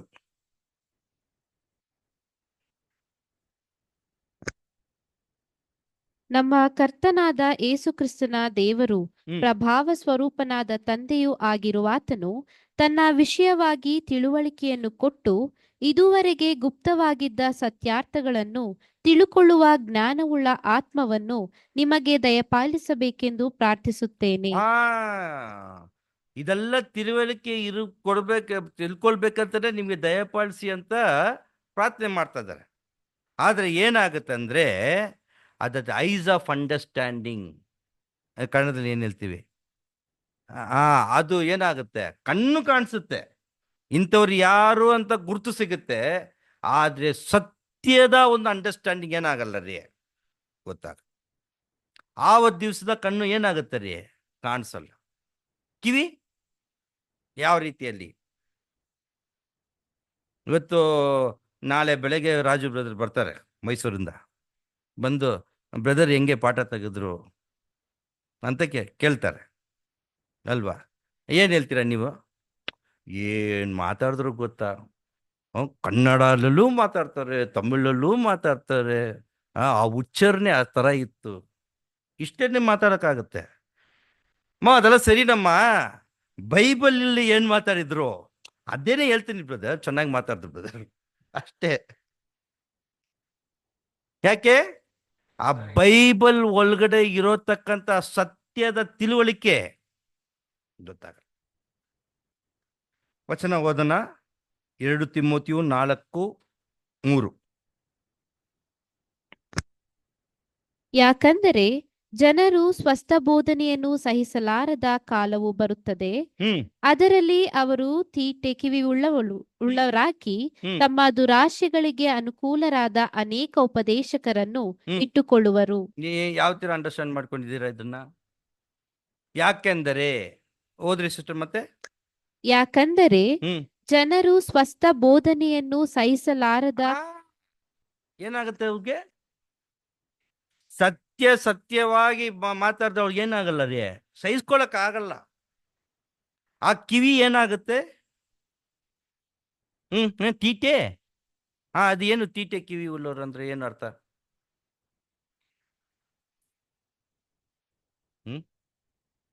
ತೀಟೆ ಕಿವಿ ಉಳ್ಳವರು ಅಂದ್ರೆ ಏನು ಅರ್ಥ ಗೊತ್ತಾ? ಇಲ್ಲಿ ನಾನು ಬೋಧನೆ ಮಾಡ್ಬೇಕಾದ್ರೆ ಆ ಕಡೆಯಿಂದ ಹೆಂಗೆ ರಿಯಾಕ್ಷನ್ ಬರುತ್ತೆ ಅಂದ್ರೆ, ಏನಪ್ಪ ಇಚ್ಚಿಂಗ್ ಇಯರ್ಸ್. ಓಕೆ, ಅದು ಅವ್ರಿಗೆ ಮೈಯಲ್ಲೂ ಉರಿ, ಕಿವಿನಲ್ಲೂ ಒಂದು ಉರಿ ಇರುತ್ತೆ. ಅರ್ಥ ಮಾಡ್ಕೊಂಡ್ರಿ ಅಂತ, ರೈಟ್? ಆವತ್ತಿದ್ದ ನಾಳಿಗೆ ಸತ್ಯ ಎರಡು ಕಡೆ ಇರುತ್ತೆ. ಸತ್ಯ ಕೇಳೋರು ಇರಬೇಕು, ಸತ್ಯ ಹೇಳೋರು ಇರಬೇಕು. ಸತ್ಯ ಹೇಳ್ರಿ ಅಂತ ಹೇಳ್ಬೇಕಾದ್ರೆ ಹೆಂಗೆ ಇರುತ್ತೆ ಅವ್ರದ್ದು ಅಂತ ನೋಡ್ಬೇಕಾದ್ರೆ, ಅವರು ಆವತ್ತು ದಿವಸದಿಂದ ಸತ್ಯವನ್ನು ಹೇಳಲ್ಲ. ಸತ್ಯವನ್ನ ಸತ್ಯವಾಗಿ ಹೇಳೋಕ್ಕೆ ಅವ್ರಿಗೆ ಬರಲ್ಲ ರೀ. ಅವ್ರಿಗೆ ಒಂದು ವೇಳೆ ಈಡು ಬಲಿ ಒಂದು ಸಬ್ಜೆಕ್ಟ್ ಎತ್ತರ ಅಂದರೆ ಹೆಂಗೋ ಕಷ್ಟ ಬಿದ್ದು ಹೆಂಗೋ ಮಾತಾಡಿ, ಓಕೆ, ಅವ್ರಿಗೂ ಅರ್ಥ ಆಗಲ್ಲ, ಇತರಕ್ಕೂ ಅರ್ಥ ಮಾಡೋಕ್ಕೆ ಆ ಥರ ಆಗ್ಬಿಡುತ್ತೆ. ಯೋಚನೆ ಮಾಡ್ರಿ. ಒಬ್ಬ ಬೋಧಕರು ಇಲ್ಲಿ ನಿಂತ್ಕೊಂಡು ನಾವು ಬೋಧನೆ ಮಾಡ್ತೀವಿ, ಓಕೆ, ಅಲ್ಲಿ ನಾನು ಹೇಳೋದೆಲ್ಲ ಯಾವುದು ಕೂಡ ಅರ್ಥ ಆಗಿಲ್ಲ ಅಂದರೆ ನಾನೂ ವ್ಯರ್ಥನೇ, ತಾವು ವ್ಯರ್ಥಗಳೇ ಅಲ್ವನ್ರಿ? ಸೊ ಆ ಥರ ಆಗ್ಬಿಡುತ್ತೆ. ಓದನ ವಚನ 2 ತಿಮೋತಿ ಚಾಪ್ಟರ್ 4 verse 2, 2 ತಿಮೋತಿಯು 4:2. ದೇವರ ವಾಕ್ಯವನ್ನು ಸಾರು, ಅದು ನಮ್ಗೆ ಕೊಟ್ಟಿರುವಂತ ಒಂದು ಆಜ್ಞೆ. ದೇವರ ವಾಕ್ಯವನ್ನು ಸಾರಬೇಕು. ಓಕೆ, ದೇವರ ವಾಕ್ಯವನ್ನು ಸಾರು. ಅನುಕೂಲವಾದ ಕಾಲದಲ್ಲಿಯೂ ಹ್ಮ್ ಅನುಕೂಲವಿಲ್ಲದ ಕಾಲದಲ್ಲಿಯೂ ಹ್ಮ್ ಅದರಲ್ಲಿ ಆಸಕ್ತನಾಗಿರು. ಹ್ಮ್ ಪೂರ್ಣ ದೀರ್ಘಶಾಂತಿಯಿಂದ ಹ್ಮ್ ಉಪದೇಶಿಸುತ್ತಾ ಹ್ಮ್ ಖಂಡಿಸು. ನೋಡ್ರಿ, ಹೆಂಗೆ ಉಪದೇಶಬೇಕು? ಪೂರ್ಣ ದೀರ್ಘಶಾಂತಿ ಬರಲ್ಲ ಅಲ್ಲಿ. ಯಾಕಂದ್ರೆ ನನ್ಗೆ ಸತ್ಯ ಗೊತ್ತಿಲ್ಲ ಅಂದ್ರೆ ಫಸ್ಟ್ ನಾನು ಏನ್ ಕಳ್ಕೊಳ್ತೀನಿ? ಶಾಂತಿನ ಕಳ್ಕೊಳ್ತೀನಿ. ಏನ್ರಿ ನಿಮ್ಗೆ ಅರ್ಥನೇ ಆಗಲ್ವನ್ರಿ? ನಿಮ್ಗೆ ಎಷ್ಟೊತ್ರಿ ಹೇಳ್ಬೇಕು? ಶಾಂತಿನ ಕಳ್ಕೊಳ್ತೀನಿ. ಯಾಕೆ ನನ್ನ ಕಡೆ ನನ್ನಲ್ಲಿ ಏನಿಲ್ಲ ರೀ, ಶಾಂತಿ ಇಲ್ಲ. ಸತ್ಯ ಇಲ್ಲ ರೀ. ಸತ್ಯ ಸತ್ಯ ಇದ್ರೆ ಶಾಂತಿ, ದೀರ್ಘ ಶಾಂತಿ. ಅದು ಏನು ದೀರ್ಘ ಶಾಂತಿ ಇರ್ಬೇಕಂತೆ ಏನ್ರಿ? ದೀರ್ಘ ಶಾಂತಿಯಿಂದ ಉಪದೇಶ ಬೇಕು. ಆ ಉಪದೇಶದಲ್ಲಿ ನಂದು ಕ್ರೈಟೇರಿಯಾ ಏನೇನು ಇರ್ಬೇಕಂದ್ರೆ ಫಸ್ಟು ಖಂಡಿಸಲ್ಲ, ಖಂಡಿಸೋದೇ ಇಲ್ಲ. ಸತ್ಯ ಅನ್ನೋದು ಏನಿರುತ್ತಂದ್ರೆ ಆ ಪ್ಯಾಟರ್ನ್ ಅಲ್ಲಿ ಫಸ್ಟು ಖಂಡಿಸ್ಬೇಕು. ಇಲ್ಲಿ ಏನಾಗತ್ತಂದ್ರೆ ನಿಮ್ಗೂ ಆಶೀರ್ವಾದನೇ, ನನ್ಗೂ ಆಶೀರ್ವಾದ, ಹೋಗ್ರಿ, ದೀರ್ಘ ಸಮಾಧಾನವಾಗಿರ್ರಿ, ಹೋಗ್ರಿ. ಖಂಡಿಸೋದು ಇಲ್ಲ. ಖಂಡಿಸು, ಗದರಿಸು. ಅದು ಏನ್ರಿ? ಅದು ನನಗೆ ಅರ್ಥನೇ ಆಗಲ್ಲ. ಗದರಿಸ್ ಅಂದ್ರೆ ಏನ್ರಿ? ಏನ್ನ ಅದಲ್ಲ, ಹಂಗಲ್ರಿ. ಅಯ್ಯೋಪ್ಪ, ಹಂಗಲ್ಲ. ಏನಪ್ಪ ಗದರಿಸೋದ್ರೆ ಏನಪ್ಪಾ ಅಂದ್ರೆ ಈ ಉಪದೇಶದಲ್ಲಿ ಕೆಲವೊಂದು ತಪ್ಪಲ್ಲಿ ನೀವು ತಿಳುವಳಿಕೆ ತಿಳಿದುಕೊಂಡಿದ್ರೆ ಅದನ್ನ ನಾನು ಏನ್ ಮಾಡ್ಬೇಕು? ಸರಿಪಡಿಸ್ಬೇಕು. ಓಕೆ, ಆಗಲ್ಲ ಸಹೋದರ, ಈ ಸೈಡ್ ಬಂದ್ಬಿಟ್ರಿ. ಓಕೆ ಓಕೆ, ಖಂಡಿಸ್ಬೇಕು, ಕರೆಕ್ಷನ್ ಗದರಿಸ್ಬೇಕು, ಆಮೇಲೆ ಎಚ್ಚರಿಸಬೇಕು. ಪ್ರೀತಿಯ ಸಹೋದರ ಸಹೋದರಿ, ಇದರ ಇರಲ್ಲ. ಯಾಕೆ? ನನ್ಗೇನೆ ಫಸ್ಟ್ ಆಫ್ ಆಲ್ ಸತ್ಯ ಗೊತ್ತಿಲ್ಲ. ಒಂದು ವೇಳೆ ನಾನು ಖಂಡಿಸಿ ಗದರಿಸಿ ಎಚ್ಚರಿಕೆ ಕೊಟ್ರೆ ಫಸ್ಟ್ ಆಫ್ ಆಲ್ ನನ್ಗೆ ಏನು ಇರ್ಬೇಕು? ಸತ್ಯ ಗೊತ್ತಿರ್ಬೇಕು. ಆಮೇಲೆ ನೀವೇ ಏನು ನನ್ನ ಹತ್ರ ನಾನು ಖಂಡಿಸ್ತೀನಿ, ಗದರಿಸ್ತೀನಿ, ಎಚ್ಚರಿಸ್ತೀನಿ, ತಾವು ಒಂದು ಪ್ರಶ್ನೆ ಕೇಳ್ಬಿಟ್ಟು ಅದಕ್ಕೆ ಉತ್ತರನೇ ನಾನು ಕೊಡೋಕ್ಕಾಗಿಲ್ಲ. ಏನ್ ಬ್ರದರ್ ನೀವು ಇಷ್ಟೆಲ್ಲ ಖಂಡಿಸ್ತೀರಾ, ಗದರಿಸ್ತೀರಾ, ಎಚ್ಚರಿಸ್ತೀರಾ, ಈ ಪ್ರಶ್ನೆಗೆ ಉತ್ತರನೇ ಕೊಡೋಕ್ಕೆ ಆಗ್ತಲ್ವೇ? ಆ ಥರ ಆಗ್ಬಿಡುತ್ತೆ. ಹೌದಾ ಪ್ರೀತಿಯ ಸಹೋದರಿ? ಎಸ್. ಆಮೇಲೆ ಲಾಸ್ಟ್ ಏನು ಆಗ್ತೀವಿ ಕೊನೆಗೆ? ಎಚ್ಚರಿಸು. ಎಲ್ರಿ ಇಲ್ಲಿಗೆ ಬಂದ್ಬಿಡ್ರಿ. 1 Corinthians chapter 11:30ಗೆ ಓದಿ ಸಿಸ್ಟರ್. ರೋಗಿಗಳಾಯ್ತು, ಲಾಸ್ಟ್ ಸಾಯೋರು. ಓಕೆ, ಹೆಂಗೆ? ಮಾರನೇ ದಿವಸನೇ ಸತ್ತೋಗ್ಬಿಡ್ತಾರ? ಇಲ್ಲ.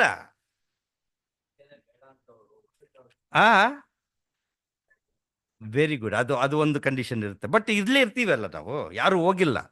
ಹೋಗ್ಬಿಟ್ರೆ ಪರವಾಗಿಲ್ಲ, ಅವ್ರ ಪಾಡಿಗೆ ಬಾಗಿಲು ತೆಗೆದಿದ್ದ ಹೋಗ್ಲಿ ಬಿಡ್ರಿ. ವೆರಿ ಗುಡ್, ಅದನ್ನೇ ಸತ್ಯ. You are absolutely right. But ಯಾವ ಥರ ಅಂದರೆ ನೀವು ಹೇಳಿದ ಸರಿನೇ. ಓಕೆ, ಯಾವ ಥರ ಅಂದರೆ ಆ ದಿನದಿಂದ ತಂದೆಯಾದ ದೇವ್ರಿಗೆ ಇವ್ರಿಗೂ ಇರತಕ್ಕಂಥ ಒಂದು ಐಕ್ಯತೆ. ಹೆಂಗೆ? ಪ್ರಾರ್ಥನೆ ಮುಖಾಂತರ ಪ್ರಾರ್ಥನೆ ಮಾಡಲ್ಲ, ಐಕ್ಯತೆ ಇರಲ್ಲ. ದೇವರು ನಮಗೆ ಕೃಪೆಯಿಂದ ಕೊಟ್ಟಿರತದ ಪವಿತ್ರಾತ್ಮ ಎದ್ಬಿಡ್ತಾರೆ. ದೇವರ ವಾಕ್ಯ ಒಂದು ಅಂಡರ್ಸ್ಟ್ಯಾಂಡಿಂಗು, ತಿಳುವಳಿಕೆ ಇರಲ್ಲ. ನೋಡಿ, ದೇವರೊಂದಿಗೆ ನಾವು ಪ್ರಾರ್ಥನೆ ಮಾಡಲ್ಲ, ದೇವರು ಕೊಟ್ಟಿರತಕ್ಕಂಥ ಪವಿತ್ರಾತ್ಮ ಇಲ್ಲ, ದೇವರು ಕೊಟ್ಟಿರತಕ್ಕ ಸತ್ಯದಲ್ಲಿ ಒಂದು ತಿಳುವಳಿಕೆನೇ ಇಲ್ಲ ಅಂದ್ರೆ ಯಾವ ಕಂಡೀಷನ್ನು? ಅಷ್ಟೇ. ಅವನು ಬದುಕಿದ್ರೆ ಏನು, ಇದ್ರೆ ಏನು, ಬರೀ ಉಸಿರಾಟ ಮಾತ್ರ ಆಗ್ತಾ ಇದೆ, ಬಟ್ ಏನಿಲ್ಲ ರೀ. ಈ ಥರ ಆಗುತ್ತೆ ಪ್ರೀತಿಯ ಸಹೋದರ ಸಹೋದರಿ. ಬಟ್ ಔಟ್ವರ್ಡ್ ಅಲ್ಲಿ ಹೆಂಗಿರ್ತಾರಂದ್ರೆ ಸಹೋದರರು ಬಂದು ಅಪ್ಕೊಳ್ತಾರೆ, ಗ್ರೀಟ್ ಮಾಡ್ತಾರೆ, ಹೇಗಿದ್ದೀರಾ ಬ್ರದರ್, ಚೆನ್ನಾಗಿದ್ದೀರಾ, ಫ್ಯಾಮಿಲಿ ಎಲ್ಲ ಚೆನ್ನಾಗಿದ್ದಾರೆ, ಸಿಸ್ಟರ್ನ ಕೇಳ್ರಿ, ಬ್ರದರ್ನ ಕೇಳ್ರಿ, ಎಲ್ಲ ಮಾಡ್ತೀವಿ. ಓಕೆ, ಬಟ್ ಇನ್ವರ್ಡಲ್ಲಿ ಒಳಗಡೆ ಏನಾಗುತ್ತೆ ಅಂದರೆ ಈ ಥರ ಆಗ್ಬಿಡ್ತಾರೆ. ಬಳ್ಳಿನಿತರಾಗ್ಬಿಡ್ತಾರೆ, ವ್ಯಾಧಿಸ್ಥರಾಗ್ಬಿಡ್ತಾರೆ, ಕೊನೆಗೆ ಆ ಸತ್ಯದಿಂದ ಅವರು ಸತ್ತೋಗ್ಬಿಡ್ತಾರೆ.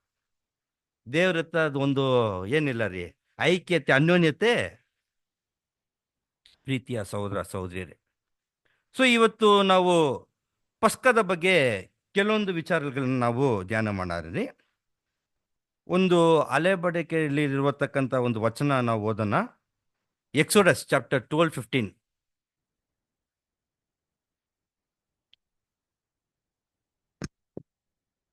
ಆ. 7 ದಿವಸ ನೀವು ಹುಳಿಯಿಲ್ಲದ ರೊಟ್ಟಿಗಳನ್ನು ತಿನ್ನಬೇಕು. ಮೊದಲನೆಯ ದಿನದಲ್ಲಿಯೇ ಹುಳಿ ಹಿಟ್ಟನ್ನೆಲ್ಲ ನಿಮ್ಮ ಮನೆಗಳೊಳಗಿಂದ ತೆಗೆದು ಬಿಡಬೇಕು. ಆ ದಿವಸ ಮೊದಲುಗೊಂಡು 7 ದಿವಸಗಳೊಳಗೆ ಯಾವನಾದರೂ ಹುಳಿ ಬೆರೆಸಿದ್ದನ್ನು ತಿಂದರೆ ಅವನು ಇಸ್ರಾಯೇಲ್ಯರಿಂದ ತೆಗೆದು ಹಾಕಲ್ಪಡಬೇಕು. ನೋಡ್ರಿ ಯಾವ ತರ ಕೊಟ್ಟಿರೋದು ತಮಿಳಲ್ಲಿ ಪಡಿಗಮ್ಮ.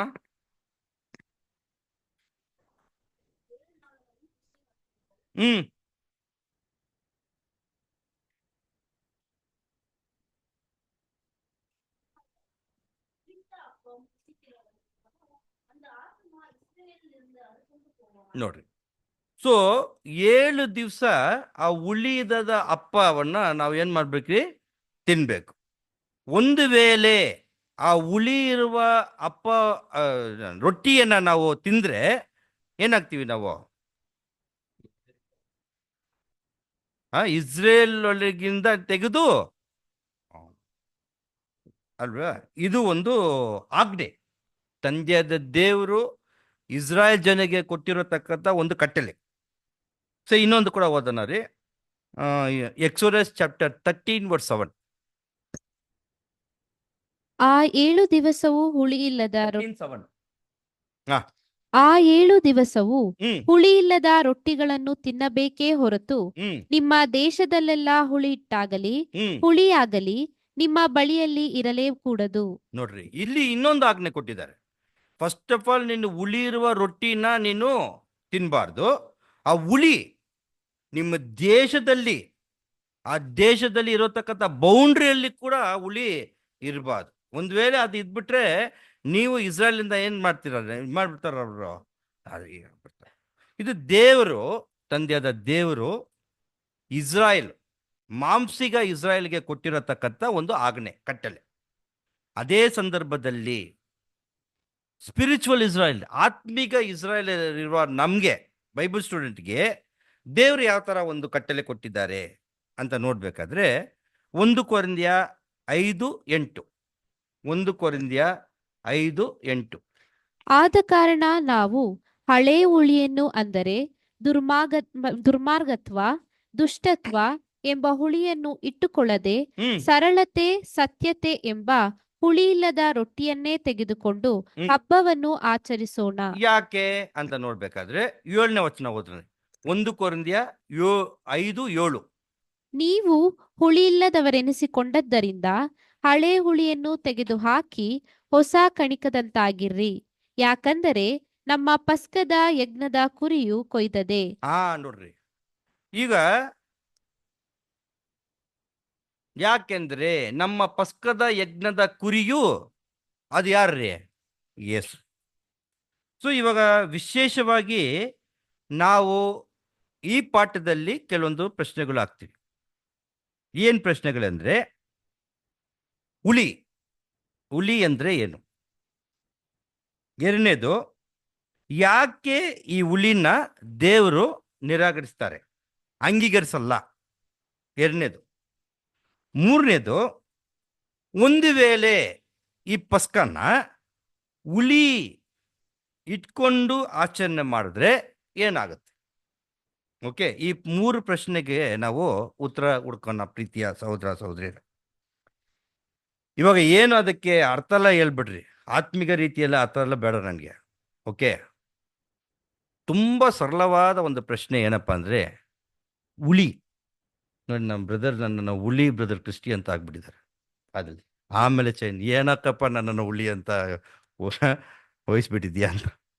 ಓಕೆ, ಎಲ್ಲ ಬ್ರದರ್ ರಾಜು ಮಾಡಿದ್ರು. ನಾಳೆ ಅವ್ರನ್ನ ಕೇಳ್ತೀನಿ, ಯಾಕೆ ನನ್ನ ಹುಳಿ ಆಗ್ಬಿಟ್ಟೆ. ಹುಳಿ ಅಂದ್ರೆ ಏನು? ನಾನು ಅದೆಲ್ಲ ಕೇಳಿ ನಾನು ಏನು ಹೇಳ್ದೆ, ಈ ಆತ್ಮೀಯ ರೀತಿಯಲ್ಲೆಲ್ಲ ಬೇಕಾಗಿಲ್ಲ. ಸರಳವಾದ ಹುಳಿ ಅಂದ್ರೆ ಏನು? ವೆರಿ ಗುಡ್, ಕೆಟ್ಟೋಗಿರೋದು ಹುಳಿ. ಅದೇನಾ? ಇಂಗ್ಲೀಷಲ್ಲಿ ಏನು ಹೇಳ್ತೀವಿ? ಲೀವನ್. ಓಕೆ, ಈಸ್ಟ್ ಅಲ್ವಾ? ಇವಾಗ ಹೇಳ್ರಿ, ಹುಳಿ ಏನಕ್ಕೆ ಬಳಸ್ಕೊಳ್ತೀರಾ? ಈಸ್ಟ್. ಆ ಅಲ್ವನ್ರಿ? ಏ ಮೊಸರು, ಮೊಸರು ಕೂಡ ಅದು ಹುಳಿ ಇದೆ ಅದನ್ನ ಸರ್. பட் அது நான் என்ன சொல்றேன்னா, என்னம்மாவு தோசைக்கு இட்லிக்கெல்லாம் போடுறீங்க இல்லையா, சோடா மாவு பற்றி பேசின்னுக்கிறேன். ஓகேங்களா? அது ಹುಳಿ. ಓಕೆங்களಾ? ಓಕೆ. ಸೊ ಹುಳಿ ಅರ್ಥ ಆಗ್ತದೆ ಸಿಸ್ಟರ್? ಹುಳಿ. ಇವಾಗ ಇಡ್ಲಿ ಬಂದು ಹುಳಿ ಆಗಬೇಕಾದ್ರೆ ಸ್ವಲ್ಪ ಸೋಡಾ ಮಾವು ಹಾಕಬೇಕು, ಇಲ್ಲಾಂದರೆ ಅದು ಹಂಗೆ ಇಡ್ಲಿ ಮಾಡೋಕ್ಕಾಗಲ್ಲ ಬೆಳಿಗ್ಗೆ. ಬೇರೆ ಎಲ್ಲಿಗೆ ಯೂಸ್ ಮಾಡ್ತೀವಿ? ಯಾವ ಇದು ಬ್ರೆಡ್ಡು, ಕೇಕು ಎಲ್ಲ. ಓಕೆ. ಸೊ ಇದು ಹುಳಿಯಿಂದ ಏನು ನಮಗೆ ಉಪಯೋಗ ಅಂತ ನೋಡಬೇಕಾದ್ರೆ, ಇದೆಲ್ಲ ತಾವು ಹೇಳ್ದಂಗೆ ಇಡ್ಲಿ, ದೋಸೆ, ಬ್ರೆಡ್ಗೆಲ್ಲ ಹುಳಿ ಹಾಕ್ತೀವಿ. ಹುಳಿ ಬಂದು ಸ್ವಲ್ಪ ಇದರಲ್ಲಿ ಹಿಟ್ಟಲ್ಲಿ ಸೇರಿಸಿದ್ರೆ ಓಕೆ, ಸ್ವಲ್ಪ ಟೇಸ್ಟ್ ಸಿಗುತ್ತೆ ಅಲ್ವನ್ರಿ? ಸೊ ಹಿಟ್ಟು ಬಂದು ಸ್ವಲ್ಪ ಗಟ್ಟಿ ಆಗುತ್ತೆ, ನೈಸ್ ಆಗುತ್ತೆ, ಸಾರಿ ಸಾಫ್ಟ್ ಆಗುತ್ತೆ. ಗಟ್ಟಿಯಾಗಿರುವ ಹಿಟ್ಟು ಈ ಹುಳಿ ಸೇರಿಸಿದ್ರೆ ಸ್ವಲ್ಪ ಸಾಫ್ಟ್ ಆಗುತ್ತೆ.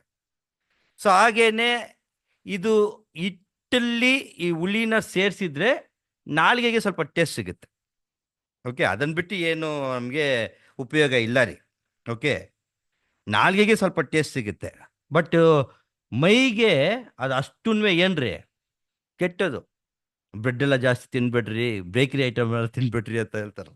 ಓಕೆ, ಸರಿ, ಇದು ಕೆಟ್ಟೋಗುತ್ತೆ, ಮೈಗೆ ಕೆಡದು. ಓಕೆ, ಕೆಟ್ಟದು. ಇವಾಗ ಆತ್ಮಿಕ ರೀತಿಯಲ್ಲಿ ಹುಳಿ ಯಾವುದಕ್ಕೆ ಹೋಲಿಕೆ ಮಾಡೋಣ?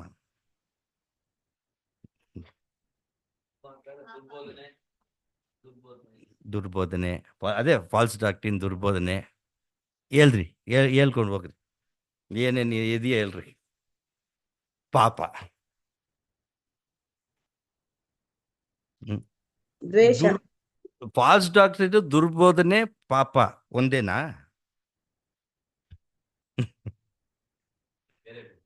ಮತ್ತೆ ಎಲ್ಲಾ ಕೆಟ್ಟತನ. ಕೆಟ್ಟತನ, ಎಲ್ಲ ಕೆಟ್ಟತನ, ಆ ಪಾಪ ಅಂತ ಒಂದೇ ಮತ್ತೆ ಹೇಳ್ಬಿಟ್ರಲ್ಲ, ಇನ್ನೇನಕ್ಕೆಲ್ಲ ಕೆಟ್ಟತನ. ಯಾವ್ರಿ ಅವರು? ಸರಿ, ಓಕೆ. ನೋಡ್ರಿ ಪ್ರೀತಿಯ ಸಹೋದರ ಸಹೋದರಿಯರೇ, ಈ ಈಸ್ಟು ಹುಳಿ ಆ ಒಂದು ಹಿಟ್ಟು ಸಾಫ್ಟ್ ಆಗುತ್ತೆ, ನಾಲ್ಗೆಗೆ ಟೇಸ್ಟ್ ಸಿಗುತ್ತೆ. ಅದೇ ರೀತಿಯಲ್ಲಿ ಹುಳಿ ಯಾವುದಕ್ಕೆ ಹೋಲಿಕೆ ಮಾಡೋಣ ಅಂದರೆ, ನಿಮ್ದು ಕೂಡ ಸರಿನೇ, ಬರ್ತೀನಿ ನಾನು. ಪಾಪಕ್ಕೆ ಹೋಲಿಕೆ ಮಾಡಿದ್ದಾರೆ ಸಿಸ್ಟರು. ಅದೇ ರೀತಿಯಲ್ಲಿ ಆ ಹಿಟ್ಟು ಹುಳಿಯಲ್ಲಿ ಸೇರಿಸಿದ್ರೆ ನಾಲ್ಗೆಗೆ ಇಟ್ಟರೆ ಟೇಸ್ಟು. ಅದೇ ಥರ ಪಾಪ ಮಾಡೋದಕ್ಕೆ ಯಾರಿಗಾದ್ರೂ ಕಷ್ಟ ಬರುತ್ತಾ? ಪಾಪ ಮಾಡಬೇಕಾದ್ರೆ ಸಂತೋಷ ಹುಟ್ಟುತ್ತಾ ಇಲ್ಲ ಕಷ್ಟ ಹುಟ್ಟುತ್ತಾ? ಸಂತೋಷನೇ, ಇಟ್ಸ್ ಎ ಪ್ಲೆಷರ್. ಓಕೆ, ಅದೇ ರೀತಿಯಲ್ಲಿ ಒಂದು ವೇಳೆ ಈ ಪಸ್ಕದಲ್ಲಿ ಆ ಹುಳಿ ಇಟ್ಕೊಂಡು ನಾವು ಪಸ್ಕ ಮಾಡಿದ್ರೆ, ಓಕೆ, ಅಲ್ಲಿ ಮಾಂಸಿಕದ ಇಸ್ರೇಲರಿಗೆ ದೇವರು ಕೊಟ್ಟಿರೋ ಆಜ್ಞೆಯನ್ನು ಆ ಇಸ್ರೇಲಿಂದ ಏನು ಮಾಡ್ತಾರೆ? ಅವ್ರನ್ನ ತೆಗೆದು ಹೊರಗಡೆ ಆಗ್ಬಿಡ್ತಾರೆ. ಅದೇ ಸಂದರ್ಭದಲ್ಲಿ ನಾವು ಕೂಡ ಒಂದು ವೇಳೆ ಈ ಹುಳಿ ಇಟ್ಕೊಂಡು ಈ ಪಸ್ಕ ಆಚರಣೆ ಮಾಡಿದ್ರೆ ದೇವ್ರು ನಮ್ಮನ್ನು ಏನು ಮಾಡಲ್ಲ ರೀ, ಅಂಗೀಕರಿಸಲ್ಲ, ನಿರಾಕರಿಸ್ಬಿಡ್ತಾರೆ ಅಲ್ವಾ? ಸೊ ಇವತ್ತು ಬೈಬಲಲ್ಲಿ 5 ಹುಳಿ ಬಗ್ಗೆ ನಾವು ಮಾಡೋಣ, ನೋಡ್ಬಿಟ್ಟು ನಾವು ಈ ಪಾಠನ ಮುಗಿಸೋಣ. ಪ್ರೀತಿಯ ಸಹೋದರ ಸಹೋದರಿ, ಏನೇನು ಹುಳಿ ಅಂತ ನೋಡ್ಬೇಕಾದ್ರೆ, ಫಸ್ಟು ಪರಿಸಾಯರ ಹುಳಿ, ಎರಡನೇದು ಸದುಕಾರೆಯ ಹುಳಿ, ಮೂರನೇದು ಹಳೆಯ ಹುಳಿ, ನಾಲ್ಕನೇದು ನೀವೆಲ್ಲ ಹೇಳಿದ್ರಿ, ಓಕೆ, ದುರ್ಮಾರ್ಗದ ಹುಳಿ,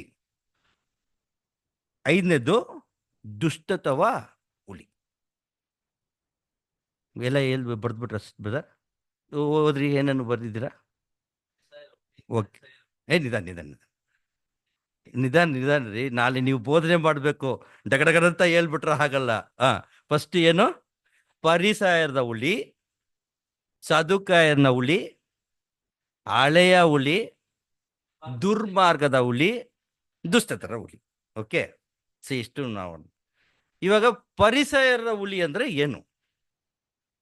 ಸುಳ್ಳು ಬೋಧನೆನ ಏನು ಸಿಸ್ಟರ್ ಹಿಂಗೆ ಹೇಳ್ಬಿಟ್ರಿ? ಬೋಧನೆಗೆ ಯಾವುದು ವಿರುದ್ಧ ಇಟ್ಕೊಂಡಿದ್ದಾರ? ಏನೇ ನೀವೆಲ್ಲ ಫಿಟ್ಟಿಂಗ್ ಮಾಡ್ತೀರಾ? ಪರಿಸರದ ಹುಳಿ. ಓಕೆ, ನಿಧಾನವಾಗಿ ನಾವು ವಚನ ಓದೋಣ. ಓಕೆ, ನೀವು ರೈಟ ನಾನ್ ರೈಟ್ ಅನ್ನೋದು ಬೇಡ, ಇಲ್ಲಿ ವಚನ ಓದ್ಬಿಡೋಣ. ಓಕೆ, ಪರಿಸರದ ಹುಳಿ ಅಂದ್ರೆ ಏನು ಪ್ರಶ್ನೆ ಆಗ್ಬೇಡ. ಲೂಕ 12:1. ಲೂಕ 12:1. ಇಷ್ಟರಲ್ಲಿ ಸಾವಿರಾರು ಜನರು ಹ್ಮ್ ಒಬ್ಬರನ್ನೊಬ್ಬರು ತುಳಿಯುವಷ್ಟು ಕೂಡಿ ಬಂದಿರಲಾಗಿ ಹ್ಮ್ ಆತನು ಮೊದಲು ತನ್ನ ಶಿಷ್ಯರಿಗೆ ಹೇಳುವುದಕ್ಕೆ ತೊಡಗಿದ್ದೇನೆಂದರೆ, ಹ್ಮ್ ಪರಿಸಾಯರ ಕಪಟವೆಂಬ ಹುಳಿಹಿಟ್ಟಿನ ವಿಷಯದಲ್ಲಿ ಜಾಗರೂಕರಾಗಿರ್ರಿ. ಪರಿಸಾಯರ ಕಪಟವೆಂಬ ಹುಳಿಯನ್ನ ವಿಷಯದಲ್ಲಿ ತಮಿಳ್ ಏನ ಹೊಡೆದಂಗ போதும், அவ்வளோ போதும், அவ்வளோ போதும். மாயமாத ಪರಿಸರದ ಹುಳಿக்கு நீங்க ಎಚ್ಚರಿಕೆಯ ಇರಬೇಕು. ಕನ್ನಡದಲ್ಲಿ ಪರಿಸರ ಕಪಟವೆಂಬ ಹುಳಿಗೆ. ಸೊ ಏನು ಕಪಟತನ? ಪರಿಸರ ಹತ್ರ ಇರುವ ಹುಳಿ ಏನ್ರಿ? ಕಪಟ. ಕಪಟ ಅಂದ್ರೆ ತಮಿಳಲ್ಲಿ என்ன வருதுங்க? ಮಾಯಮಾಲಂ. ಓಕೆ, ಇಂಗ್ಲಿಷಲ್ಲಿ ಏನು ಹೇಳ್ತೀರಾ ಟೀಚರ್? ಹಿಪೋಕ್ರಸಿ. ಓಕೆ, ಇದಕ್ಕೆ ಎಚ್ಚರಿಕೆ. ಸೊ ಈ ಪಸ್ಕವನ್ನ ನಾವು ಒಂದು ಕಪಟತನದಿಂದ, ಆ ಗುಣಲಕ್ಷಣದಿಂದ ನಾವು ಏನ್ ಮಾಡಬಾರ್ದ್ರಿ? ಆಚರಣೆ ಮಾಡಬಾರ್ದು. ನೋಡ್ರಿ ಪ್ರೀತಿಯ ಸಹೋದರ ಸಹೋದರಿಯರೇ, ಸತ್ಯವನ್ನು ಕೇಳಿದ್ದೀವಿ, ಒಳ್ಳೇದು. ದೇವರೊಂದಿಗೆ ಒಡன்பಡಿಕೆ ಮಾಡಿದ್ದೀವಿ, ತುಂಬಾ ಒಳ್ಳೆಯದು. ಆದರೆ ಈ ಪಸ್ಕವನ್ನ ಏಪ್ರಿಲ್ 11ನೇ ತಾರೀಕು ಸಾಯಂಕಾಲ 6:00 ಒಂದು ವೇಳೆ ನಮ್ಮಲ್ಲಿ ಇರತಕ್ಕಂಥ ಈ ಹುಳಿ ಕಪಟತನದಿಂದ ನಾವು ಆಚರಣೆ ಮಾಡಿದ್ರೆ, ಫಸ್ಟ್ ಆಫ್ ಆಲ್ ನಾವು ಇಷ್ಟೂ ವರ್ಷ ಕೇಳಿರುವ ಸತ್ಯ, ದೇವ್ರ ಬಳಿಗೆ ಮಾಡ್ಕೊಂಡಿದ್ದ ಒಡன்பಡಿಕೆ ಎಲ್ಲ ಏನಾಗ್ಬಿಡ್ತದ್ರಿ? ವೇಸ್ಟ್ ಆಗ್ಬಿಡ್ತದೆ. ಕಪಟ, ಹಿಪೋಕ್ರಸಿ, ತಮಿಳ್ ಏನ ಹೊಡೆದು ಮಾಯಮಾಲಂ. ಸೊ ಇದಕ್ಕೆ ಸಾರಾಂಶ ಏನು ಹೇಳ್ಬೇಕಂದ್ರೆ, A beautiful actor. Okay, actor ಅಂದ್ರೆ ಆ ಡೈರೆಕ್ಟರ್ ಬರ್ತಾನೆ, ಆಕ್ಷನ್ ಅಂದ ತಕ್ಷಣ ಅವನ ಥರ ಒಂದು ತಂಗಿ ಮೇಲೆ ಇರುವ ಪ್ರೀತಿ ಯಾರು ಇರಕ್ಕಿಲ್ಲ, ಆ ಥರ ಆಕ್ಟ್ ಮಾಡ್ತಾನೆ. ಕಟ್ ಅಂದ ತಕ್ಷಣ ಆ ತಂಗಿಗೆ ಇವ್ರಿಗೇನಿಲ್ಲ ರೀ, ಆ ಥರ ಇರಬಾರ್ದು ಏನ್ರಿ? ಸರಿ, ನಮ್ಮ ಸಭೆಯಲ್ಲಿ ಎಷ್ಟು ಜನ ಟೀಚರು? ಒಬ್ಬರೇನಾ ಟೀಚರು? ಓಕೆ, ಇವಾಗ ಟೀಚರ್ ಕಪಟತನ ಬಗ್ಗೆ ಮಾತಾಡ್ತಿದ್ವಿ. ಟೀಚರ್ ಏನು ಹೇಳ್ಕೊಡ್ತಾರೆ ಆ ಮಕ್ಕಳಿಗೆ? ಈ ಒಂದು ಲೋಕ, ವರ್ಲ್ಡ್ ಮ್ಯಾಪ್, ಗ್ಲೋಬು. ಓಕೆ, ಲೋಕ ಯಾವ ಶೇಪಲ್ಲಿ ಐತೆ? ರೌಂಡ್ ಇದೆ, ಬಾಲ್ ಥರ ಇದೆ, ಮುಟ್ಟೆ ಥರ ಇರುತ್ತೆ. ಓಕೆ, ಬಾಲ್ ಥರನೇ ಇಟ್ಕೊಳ್ರಿ, ಹಾಗೆ ಕ್ಲಿಪ್ಸ್ ಮುಟ್ಟೆ ಥರ ಇರ್ಲಿ ಅಂತ ಟೀಚರ್ ಉಷಾ ಹೇಳ್ಕೊಡ್ತಾರೆ. ತಿರುಗೋದು ಮುಟ್ಟೆ ಥರ, ಅದೇ ಇರೋದು ರೌಂಡು. ಓಕೆ, ರೈಟ್, ಇಟ್ಕೊಳ್ಳೋಣ. ಓಕೆ, ಇದು ಹೇಳ್ಕೊಟ್ಬಿಟ್ರು ಮಕ್ಕಳಿಗೆ. ಆ ಮಗ ಬರ್ತಾನೆ ಮನೆಯಲ್ಲಿ, ಬಂದ್ಬಿಟ್ಟು the world is in round shape, world is round shape ಅಂತ ಬಯಾಟ್ ಮಾಡ್ತಾನೆ. ಅವ್ರ ಮನೆಯಲ್ಲಿ ಇರುವ ಅಪ್ಪ ಬಂದು ಪಠಾರ್ ಅಂತ ಒಂದು ಹೊಡಿತಾನೆ. ಏಯ್, ಎಲ್ಲಯ್ಯ ನನ್ನ ಲೋಕ ರೌಂಡ್ ಆಗಿದೆ, ಎಲ್ಲ ಏನಾಗಿದೆ ಸಮ ನೆಲೆಯಲ್ಲಿ ಇದೆ ತರ, ನೀನೇನ ರೌಂಡ್ ರೌಂಡ್ ಅಂತ ಓದ್ತಾ ಇದೀಯ ಅಂತ. ಇಲ್ಲ ಡ್ಯಾಡಿ, ನಮ್ಮ ಟೀಚರು ರೌಂಡ್ ಅಂತ ಹೇಳ್ಕೊಟ್ರು, ನೀನೇನ ಹೊಡಿತೀರ. ನಾನು ಇವತ್ತಿಂದ ಹೇಳ್ತೀನಿ, ಲೋಕ ಹೆಂಗಿದೆ? ಫ್ಲಾಟ್, ಸಮ ನೆಲೆಯಲ್ಲಿದೆ ಅಂತ ಅವನು ಹೇಳ್ಕೊಟ್ಬಿಟ್ಟ. ಸರಿ, ಸ್ಕೂಲ್ಗೆ ಬಂದ್ಬಿಟ್ಟ. ಆವತ್ತು ದಿವಸ ಟೀಚರು ಕ್ಲಾಸ್ ರೂಮ್ಗೆ ಇನ್ಸ್ಪೆಕ್ಟರ್ ನುಗ್ಬಿಟ್ಟು ಟೀಚರ್ನ ಕೇಳ್ತಾವ್ರೆ, ಏನಮ್ಮ ಹೇಳ್ಕೊಟ್ಟಿದೀಯಾ ಮಕ್ಕಳಿಗೆ ಅಂತ. ಸೊ ಈ ಲೋಕ ಬಂದು ರೌಂಡ್ ಶೇಪಲ್ಲಿ ಇದೆ ಅಂತ ನಾನು ಹೇಳ್ಕೊಟ್ಟೆ ಅಂತ ಟೀಚರ್ ಹೇಳ್ಬಿಟ್ರು. ಇನ್ಸ್ಪೆಕ್ಟರ್ಗೆ. ಆ ಇನ್ಸ್ಪೆಕ್ಟ್ರು ಹಿಡ್ದ ಕರೆಕ್ಟಾಗಿ ಈ ಹುಡುಗನ್ನೇ. ಎದ್ದೇಳು ಮಗ, ಇವಾಗ ವರ್ಲ್ಡ್ ಇಸ್ ವಿಚ್ ಶೇಪ್ ಅಂತ ಕೇಳ್ತಾರೆ. ಆವಾಗ ಹುಡುಗ ಏನು ಹೇಳ್ತಾರೆ ಅಂದರೆ, ಫ್ಲ್ಯಾಟ್ ಅಂದರೆ ಉಷಾ ಮೇಡಮ್ ಬಿಡಲ್ಲ, ಹೊಡಿತಾರೆ. ಮನೆಗೆ ಹೋದ್ರೆ ಅವನು ಹೊಡಿತಾನೆ. ಓಕೆ, ಆವಾಗ ಅವನು ಮಕ್ಕಳಲ್ವಾ, ಸತ್ಯ ಬಿಡ್ತಾರೆ. ಓಕೆ, ಸ್ಕೂಲಲ್ಲಿ ಇರಬೇಕಾದ್ರೆ ಪ್ರಪಂಚ ರೌಂಡಲ್ಲಿ ಇರುತ್ತೆ, ಮನೆಗೆ ಹೋದ್ಮೇಲೆ ಫ್ಲಾಟ್ ಆಗಿಬಿಡುತ್ತೆ. ಇದು ಕಪಟತನ. ರೌಂಡ್ ಅಂದ್ರೆ ರೌಂಡ್ ಇರಬೇಕು, ಫ್ಲಾಟ್ ಅಂದ್ರೆ ಫ್ಲಾಟ್ ಇರಬೇಕು ಅಲ್ವಡ್ರಿ. ಅದೇ ರೀತಿಯಲ್ಲಿ ದೇವರ ಮಕ್ಕಳು ಎರಡು ವೇಷ ಆಗಬಾರ್ದು. ಸಭೆಯಲ್ಲಿ ನಂತರ ಒಬ್ಬ ದೇವತುದರು ಎಲ್ಲೂ ನೋಡಕ್ಕಿಲ್ಲ, ಮನೆಗೆ ಹೋದರೆ ನಂತರ ಒಬ್ಬ ಯಾರು ನೋಡಕ್ಕಿಲ್ಲ. ಏನ್ರಿ, ಈ ತರ ಇರಬಾರ್ದು. ನೋಡ್ರಿ ಪ್ರೀತಿಯ ಸಹೋದರ ಸಹೋದರಿಯರೇ, ನಾನು ಪಾಪಿ ಅನ್ನುವ ವಿಷಯ ತಂದೆಯಾದ ದೇವರಿಗೂ ಗೊತ್ತಿಲ್ವಾ? ವಚನ ಹೇಳುತ್ತೆ ದೇವರು, ತಂದೆಯಾದ ದೇವರ ಗುಣಲಕ್ಷಣ ಹೇಗಿದೆ ಅಂದ್ರೆ, ಪಾಪಗಳನ್ನ ಅವ್ರು ನಿರಾಕರಿಸ್ತಾರೆ, ಆದ್ರೆ ಪಾಪಿಗಳನ್ನ ಅವ್ರು ಏನ್ ಮಾಡ್ತಾರೆ? ಪ್ರೀತಿ ಮಾಡ್ತಾ ಇದ್ದಾರೆ. ಸೊ ಯಾರೊಬ್ರು ತಂದೆಯಾದ ದೇವರ ಬಳಿಗೆ ಬಂದು, ಹೌದು ನಾನು ಪಾಪ ಮಾಡಿದ್ದೀನಿ, ನಿಮ್ಗೆ ವಿರೋಧವಾಗಿ ಪಾಪ ಮಾಡಿದ್ದೀನಿ ಅಂತ ಪಕ್ಷಾತಾಪ ಯಾರು ಪಡ್ತಾರೋ, ಖಂಡಿತವಾಗಿ ಅವ್ರು ಏನ್ ಮಾಡ್ತಾರೆ? ದೇವರು ಕ್ಷಮಾಪಣೆ ಕೊಟ್ಬಿಡ್ತಾರೆ. That's all. ಅಲ್ಲಿ ನಾವು ಡಬಲ್ ಗೇಮ್ ಮಾಡೋಕ್ಕೆ ಅವಶ್ಯಕತೆನೇ ಇಲ್ಲ ಪ್ರೀತಿಯ ಸಹೋದರ ಸಹೋದರಿಯರೇ. ಯಾಕೆಂದ್ರೆ ಒಂದು ವೇಳೆ ನನ್ನ ಸಹೋದರ ಸಹೋದರಿಯನ್ನ ನಾನೇನು ಮಾಡ್ಬೋದು? ಏನು ಮಾಡಿಸ್ಬೋದು? ಯಾಕೆಂದ್ರೆ ನೀವು ನನ್ನನ್ನು ಎಷ್ಟು ಮಟ್ಟಿಗೆ ನೋಡಿದ್ದೀರಾ? ನನ್ನ ಮುಖ ನೋಡ್ತೀರಾ ಅಷ್ಟೇ. ಓಕೆ, ಆದರೆ ದೇವರು ನಮ್ಮನ್ನು ಏನು ನೋಡ್ತಾರೆ? ಹೃದಯನ ನೋಡ್ತಾರೆ. ಅವ್ರ ಕಡೆಯಿಂದ ಯಾರು ತಪ್ಪಿಸ್ಕೊಳ್ಳೋಕ್ಕಾಗಲ್ಲ ಪ್ರೀತಿಯ ಸಹೋದರ ಸಹೋದರಿ. ಅದಕ್ಕೆ ಯೇಸು ಸ್ವಾಮಿ ಏನು ಹೇಳ್ತಾರಂದ್ರೆ, ಈ ಪರಿಸೆಯರ ಏನ್ರಿ ಕಪಟತನದಿಂದ ನೀನು ಎಚ್ಚರವಾಗಿ ಅಂತ ಹೇಳ್ಬಿಟ್ಟು ಒಂದು ಹೇಳ್ತಾರೆ. ಯೇಸು ಸ್ವಾಮಿ ಏನು ಹೇಳ್ತಾರಂದ್ರೆ, ಆ ಪರಿಸರ ಬಗ್ಗೆ ಏನು ಹೇಳ್ತಾರಂದ್ರೆ, ಓದನ ರೀ, ಮತ್ತಾಯ 23:3. ಮತ್ತಾಯ 23:3.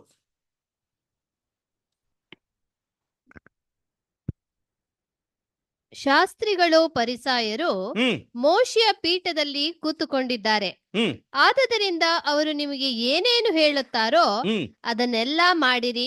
ಸಾಕು. ಯಾಕೆಂದ್ರೆ ಪರಿಸರರು ಬಂದು ಸತ್ಯದಲ್ಲಿ ಬೆಳೆದಿದ್ದಾರೆ. ಅವ್ರಿಗೆ ಮೋಶೆ ಮುಖಾಂತರ ಬರೋತಕ್ಕಂಥ ಎಲ್ಲ ಆಜ್ಞೆಗಳು, ಓಕೆ, ಧರ್ಮಶಾಸ್ತ್ರಗಳಲ್ಲಿ ಇರುವ ಎಲ್ಲ ಸತ್ಯಗಳು ಗೊತ್ತಿದೆ.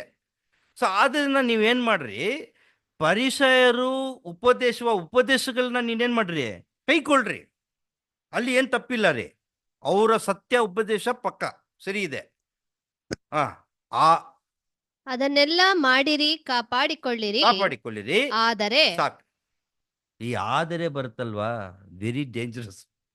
ಎಲ್ಲ ಒಳ್ಳೆತನ ಹೇಳ್ಬಿಟ್ಟು ಬಟ್ ಅಂತ ಹಾಕ್ಬಿಟ್ರೆ ಮುಗ್ದೋಯ್ತು ಅಲ್ಲಿ. ಓಕೆ, ಆದರೆ ಅವರ ನಡತೆಯ ಪ್ರಕಾರ ನಡೆಯಬೇಡಿರಿ. ಯಾಕೆ? Very good. ಅದೇ ಕಪಟತನ. ಓಕೆ, ಸಭೆಯಲ್ಲಿ ಹೇಳೋದು ಒಂದು, ಮನೆಯಲ್ಲಿ ಮಾಡೋದು ಇನ್ನೊಂದು. ಆ ಥರ ಇರ್ಬೇಡ್ರಿ, ಅದು ಕಪಟತನ. ಮುಗಿಸ್ಬಿಡ್ರಿ ಸಿಸ್ಟರ್ ಪ್ಲೀಸ್. ಅವರು ಹೇಳುತ್ತಾರೆ ಹೊರತು ನಡೆಯುವುದಿಲ್ಲ. ಅವ್ರು ನಡೆಯೋದಿಲ್ಲ. ಆದ್ರಿಂದ ಅವ್ರನ್ನ ಏನ್ ಮಾಡ್ರಿ, ಅವರು ಬೋಧಿಸುವ ಉಪದೇಶಗಳನ್ನ ನೀವು ಕೈಕೊಳ್ರಿ, ಬಟ್ ಅವ್ರನ್ನ ಏನ್ ಮಾಡ್ರಿ, ಹಿಂಬಾಲಿಸ್ಬೇಡ್ರಿ ಅಂತ ಹೇಳ್ತಾರೆ. 5ನೇ ವಚನ ಓದೋಣ ಸಿಸ್ಟರ್. ಅವರು ತಮ್ಮ ಕೆಲಸಗಳನ್ನೆಲ್ಲ ಜನರಿಗೆ ಕಾಣಬೇಕೆಂದು ಮಾಡುತ್ತಾರೆ. ತಾವು ಕಟ್ಟಿಕೊಳ್ಳುವ ಜ್ಞಾಪಕ ಪಟ್ಟಿಗಳನ್ನು ಅಗಲ ಮಾಡುತ್ತಾರೆ, ಗೊಂಡೆಗಳನ್ನು ಉದ್ದ ಮಾಡುತ್ತಾರೆ. ಇದೆಲ್ಲ ಡ್ರೆಸ್ ಸೆನ್ಸಸ್ ಎಲ್ಲ ಏನ್ ಕಮ್ಮಿ ಇಲ್ಲ ರೀ. ಓಕೆ, ಎಲ್ಲ ಒಳ್ಳೆ ಅಂಗಿಗೆಲ್ಲ ಮಾಡ್ಕೊಂಡು ಬೋಧನೆ ಎಲ್ಲ ಏನು ಆತರ ಬೋಧಿಸ್ತಾರೆ. ಬಟ್ ಆ ಬೋಧನೆಗಳನ್ನ ಅವ್ರು ಏನ್ ಮಾಡಲ್ಲ ರೀ, ಕೈಕೊಳ್ಳಲ್ಲ. ಇನ್ನೊಂದು ವಚನ ಓದೋಣ ರೀ, ಲೂಕ 16:15.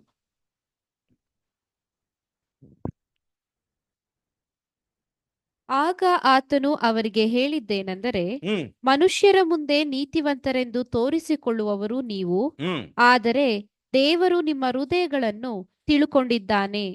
ಮನುಷ್ಯರಲ್ಲಿ ಶ್ರೇಷ್ಠವೆನಿಸಿಕೊಳ್ಳುವಂತದ್ದು ದೇವರ ದೃಷ್ಟಿಯಲ್ಲಿ ಅಸಹ್ಯವಾಗಿದೆ. ನೋಡ್ರಿ, ಸೊ ಮನುಷ್ಯರು ಮೆಚ್ಚಿಕೊಳ್ಳುವ ರೀತಿಯಲ್ಲಿ ನೀವು ನಡ್ಸ್ಕೊಳ್ತೀರಾ. ಓಕೆ, ಮನುಷ್ಯರು ನಿಮ್ಮ ಶ್ರೇಷ್ಠ ಏನ್ರಿ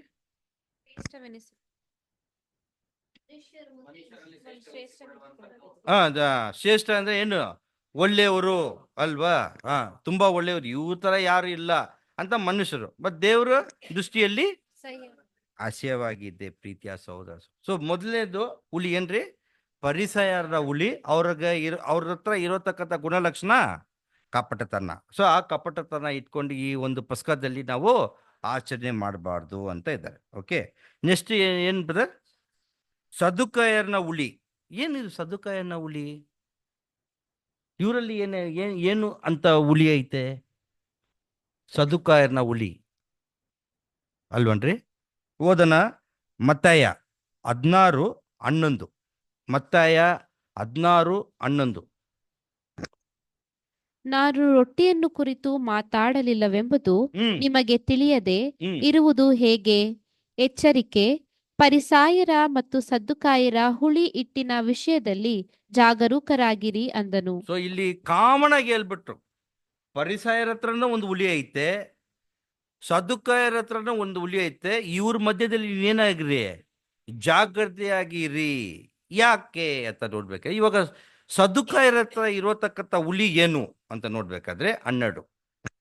ಆಗ ಅವರು ರೊಟ್ಟಿಯ ಹುಳಿ ಹಿಟ್ಟನ್ನು ಕುರಿತು ಎಚ್ಚರಿಕೆಯಾಗಿರಬೇಕೆಂದು ಆತನು ತಮಗೆ ಹೇಳಲಿಲ್ಲ, ಪರಿಸಾಯರ ಮತ್ತು ಸದ್ದುಕಾಯರ ಬೋಧನೆಯನ್ನು ಕುರಿತು ಎಚ್ಚರಿಕೆಯಾಗಿರಬೇಕೆಂದು ಹೇಳಿದನು ಎಂಬುದಾಗಿ ತಿಳುಕೊಂಡರು. ಯಾವ್ದಲ್ಲಿ ಎಚ್ಚರಿಕೆ ಇರಬೇಕು? ಸದ್ದುಕಾಯ ಬೋಧನೆ. ಇಂಗ್ಲಿಷಲ್ಲಿ ಏನ್ ಹೇಳ್ತೀವಿ? ಡಾಕ್ಟ್ರಿನ್, ಉಪದೇಶ. ನೋಡ್ರಿ ಪ್ರೀತಿಯ ಸಹೋದರ ಸಹೋದರಿಯರೇ, ಇವರು ಕೂಡ ಒಬ್ಬ ಯಹೂದಿಯರು. ಇವರು ಕೂಡ ಎಲ್ಲ ದೇವರ ಬಳಿಗೆ ಮೋಶೆ ಮುಖಾಂತರ ಪಟ್ಕೊಂಡಿರುವ ನ್ಯಾಯ ಪ್ರಮಾಣ ಆಜ್ಞೆಗಳ ಇವ್ರು ಕೂಡ ತಿಳುವಳಿಕೆ ಐತೆ. ಇವ್ರು ಕೂಡ ದೇವ್ರ ಬಂದಿಗೆ ಒಂದು ಒಡಂಬಡಿಕೆಯನ್ನು ಮಾಡ್ಕೊಂಡಿದ್ದಾರೆ. ಬಟ್ ಅವ್ರು ಕೇಳಿರುವ ಸತ್ಯದಲ್ಲಿ ಇವ್ರಿಗೇನಿಲ್ಲ ರೀ, ಸದ್ದುಕಾಯರಿಗೆ ನಂಬಿಕೆ ಇಲ್ಲ. ಯಾವ ರೀತಿಯಲ್ಲಿ? ಉಪದೇಶದಲ್ಲಿ ನಂಬಿಕೆ ಇಲ್ಲ. ಇದರಲ್ಲಿ ನೀವು ಎಚ್ಚರಿಕೆ ಇರಿ ಅಂತಾರೆ. ಇವಾಗ ಸದ್ದುಕಾಯರಿಗೆ ಯಾವ ಉಪದೇಶದಲ್ಲಿ ನಂಬಿಕೆ ಇಲ್ಲ? ಒಂದು ಅಷ್ಟೇನಾ? ಯಾವ ಉಪದೇಶದಲ್ಲಿ ನಂಬಿಕೆ ಇಲ್ಲ? ಸರಿ, ಇವಾಗ ಈ ಪ್ರಶ್ನೆ ಹಾಕೋಣ. ರಿಸರೆಕ್ಷನ್ ಬಗ್ಗೆ ಕ್ಲೀನಾಗಿ ನೀವು ಕೇಳಿದ್ದೀರ. ಓಕೆ, ಹೌದು, ನಂಬಿಕೆ ಇರಕ್ಕಿಲ್ಲ. ಹೌದು, ಹಳೆ ಒಡன்பಡಿಕೆಯಲ್ಲಿ ಯಾರಾದ್ರೂ ಪುನರುತ್ಥಾನ ಆಗಿದಾರ? ಇಲ್ಲ ತಾನೆ. ಯಾರು ಫಸ್ಟ್ ಪುನರುತ್ಥಾನ ಆಗಿದ್ದು? ಯೇಸು ಸ್ವಾಮಿ. ನಲ್ಲಿ ಏನು ಡೌಟೇ ಇಲ್ಲ. ಸೊ ಹಳೆ ಒಡன்பಡಿಕೆಯಲ್ಲಿ ಓಲ್ಡ್ ಟೆಸ್ಟ್ಮೆಂಟಲ್ಲಿ ಯಾರು ಪುನರುತ್ಥಾನ ಮಾಡಿಲ್ಲ. ಪರಿಸಯರು ಕೂಡ ಪುನರುತ್ಥಾನ ಅಲ್ಲಿ ತನಕ ನೋಡಿಲ್ಲ, ಸದ್ದುಕಾಯರನ್ನು ಅಲ್ಲಿ ತನಕ ನೋಡಿಲ್ಲ ಅಲ್ವಾ? ಸೊ ನೋಡ್ದಿರೋ ವಿಷಯಕ್ಕೆ ಹೆಂಗೆ ನಂಬಿಕೆ ಇಟ್ಕೊಳ್ಬೋದು? ಪುನರುತ್ಥಾನ ಹಂಗ್ ಬೇಡ್ರಿ, ಹಿಂಗಾಕ್ರಿ. ಧರ್ಮಶಾಸ್ತ್ರದಲ್ಲಿ ಏನಾದರೂ ಪುನರುತ್ಥಾನ ಇದೆ ಅಂತ ಎಲ್ಲಾದ್ರೂ ವಚನ ಇದೆಯಾ? ಮತ್ತೆ ಹೆಂಗೆ? ನಾನೇನು ಹೇಳಿದೆ? ಸದ್ದುಕಾಯರು ನ್ಯಾಯ ಪ್ರಮಾಣ ತಿಳ್ಕೊಂಡಿದ್ದಾರೆ. ಮೋಶೆ ಮುಖಾಂತರ ಬಂದಿರುವ ನ್ಯಾಯ ಪ್ರಮಾಣ, ಹಳೆ ಒಡன்பಡಿಕೆ ಇರುವ ಧರ್ಮಶಾಸ್ತ್ರಗಳನ್ನೆಲ್ಲ ತಿಳ್ಕೊಂಡಿರೋರು, ಅದ್ರ ಧರ್ಮಶಾಸ್ತ್ರದಲ್ಲಿ ಇರತಕ್ಕಂಥ ಉಪದೇಶದಲ್ಲಿ ಅವ್ರಿಗೇನಿಲ್ಲ ರೀ ಅಂತ ಹೇಳ್ಬಿಟ್ಟೆ. ನೀವು ಹಂಗೆ ಕೇಳ್ಕೊಂಡ್ರಿ. ಧರ್ಮಶಾಸ್ತ್ರದಲ್ಲಿ ಎಲ್ಲಾದರೂ ಪುನರುತ್ಥಾನ ಬಗ್ಗೆ ಸತ್ಯ ಇದೆಯಾ? ಇಲ್ದಿರುವ ವಿಚಾರಕ್ಕೆ ಅವ್ರು ಹೆಂಗೆ ತಿಳ್ಕೊಳ್ತಾರೆ? ಕರೆಕ್ಟ್ ತಾನೆ ಸಿಸ್ಟರ್? ನೀವೇನು ಹೇಳಿದ್ರಿ? ಸದ್ದುಕಾಯರಿಗೆ ಯಾವ ಉಪದೇಶ ಮೇಲೆ ನಂಬಿಕೆ ಇಲ್ಲ, ಪುನರುತ್ಥಾನ ಮೇಲೆ ನಂಬಿಕೆ ಇಲ್ಲ. ಹೌದು, ಪುನರುತ್ಥಾನ ಬಗ್ಗೆ ವಚನ ಹಳೆ ಒಡன்பಡಿಕೆ ಇಲ್ಲ, ಇದ್ರ ತನಕ ನಂಬಿಕೆ ಇರೋದು ಆಯ್ತಾ ಇಲ್ವಾ? ಏಷ್ಯಾನಲ್ಲಿ ಇದೆಯಾ ಪುನರುತ್ಥಾನ ಇದೆ ಅಂತ? ರಿಸರ್ವೇಷನ್ ಬಗ್ಗೆ ಏಷ್ಯಾದಲ್ಲಿ ಇದೆಯಾ? ಎಜೆಕಿಯಲ್ನಲ್ಲಿ ಇದೆಯಾ?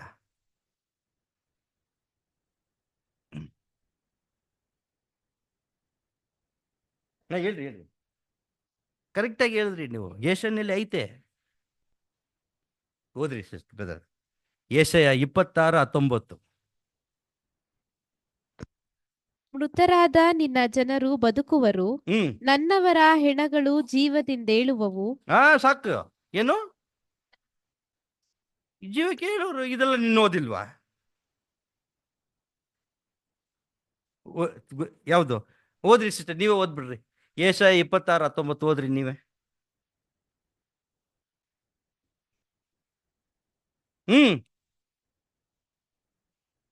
ಜೀವದಿಂದ ಹೇಳೋರು ಇದೆಯಲ್ಲ ವಚನ, ಇದೆಲ್ಲ ನೀವು ಓದಿಲ್ವಾ ಸದ್ದುಕಾಯರು? ದಾನಿಯಲ್ ಬುಕ್ಕಲ್ಲಿ ಐತೆ, ದಾನಿಯಲ್ 12:2. ಯೋಬದಲ್ಲಿ ಐತ್ರಿ. ಏನು very very very good, very good sister, very good. ಏನ್ ಹೇಳ್ತಾರೆ ಯೋಬನಲ್ಲಿ? ನನ್ನನ್ನ ಗ್ರೇವ್ ಯಾರ್ಡ್ ಅಲ್ಲಿ very good, very good, thank you sister. Daniel 12:2. ಧೂಳಿನ ನೆಲದೊಳಗೆ ದೀರ್ಘ ನಿದ್ರೆ ಮಾಡುವವರಲ್ಲಿ ಅನೇಕರು ಎಚ್ಚೆತ್ತು, ಕೆಲವರು ನಿತ್ಯ ಜೀವವನ್ನು, ಕೆಲವರು ನಿತ್ಯ ತಿರಸ್ಕಾರಗಳನ್ನು ಅನುಭವಿಸುವರು. ಎಷ್ಟು ಬ್ಯೂಟಿಫುಲ್ ವಚನ ಅಲ್ವನ್ರಿ? ಜಡ್ಜ್ಮೆಂಟ್ ಹೇಳ್ಬಿಟ್ಟಿದ್ದಾರೆ ಅಲ್ದೆ. ಇದೆಲ್ಲ ತಿಳ್ಕೊಂಡು ಸದುಕಾಯರಿಗೆ ಏನ್ ಮೇಲೆ ನಂಬಿಕೆ ಇಲ್ಲ. ಅದು ಅದಕ್ಕೆ ಆಮೇಲೆ ಏನನ್ನಿಲ್ಲ ಅಂದ್ರೆ ಓದೋಣ sister please. Acts chapter 23 verse 8. ಯಾಕೆಂದರೆ ಸತ್ತವರು ಎದ್ದು ಬರುವುದಿಲ್ಲವೆಂತಲೂ, ದೇವದೂತನಾಗಲಿ ದೇಹವಿಲ್ಲದ ಆತ್ಮವಾಗಲಿ ಇಲ್ಲವೆಂತಲೂ ಸದ್ದುಕಾಯರು ಹೇಳುವರು. ನೋಡಿದ್ರೆ what are the things they are not believing is, ಪುನರುತ್ಥಾನ ಬಗ್ಗೆ ಅವ್ರಿಗೆ ನಂಬಿಕೆ ಇಲ್ಲ, ದೇವದೂತರು ಒಬ್ರು ಇದಾರಂತ ನಂಬಿಕೆ ಇಲ್ಲ, ಆಮೇಲೆ ಸೋಲ್ ಸಬ್ಜೆಕ್ಟ್ ಅವ್ರಿಗೆ ಒಂದೊಂದ್ಸತಿ ಹೇಳ್ಬೇಕು. ಓಕೆ, ಅದರ ಬೆಲೆ ನಂಬಿಕೆ ಇಲ್ಲ. ಓಕೆ, ಸೊ ಇದೆಲ್ಲ ನಂಬಿಕೆ ಇಲ್ದವರು ಹೋಗಿದ್ದಾರೆ ಪ್ರೀತಿಯ ಸಹೋದರ ಸಹೋದರಿಯರೇ. ಇನ್ನೊಂದು ವಚನ ಕೂಡ ಓದೋಣ ರೀ, ಮಾರ್ಕ್ 7:13.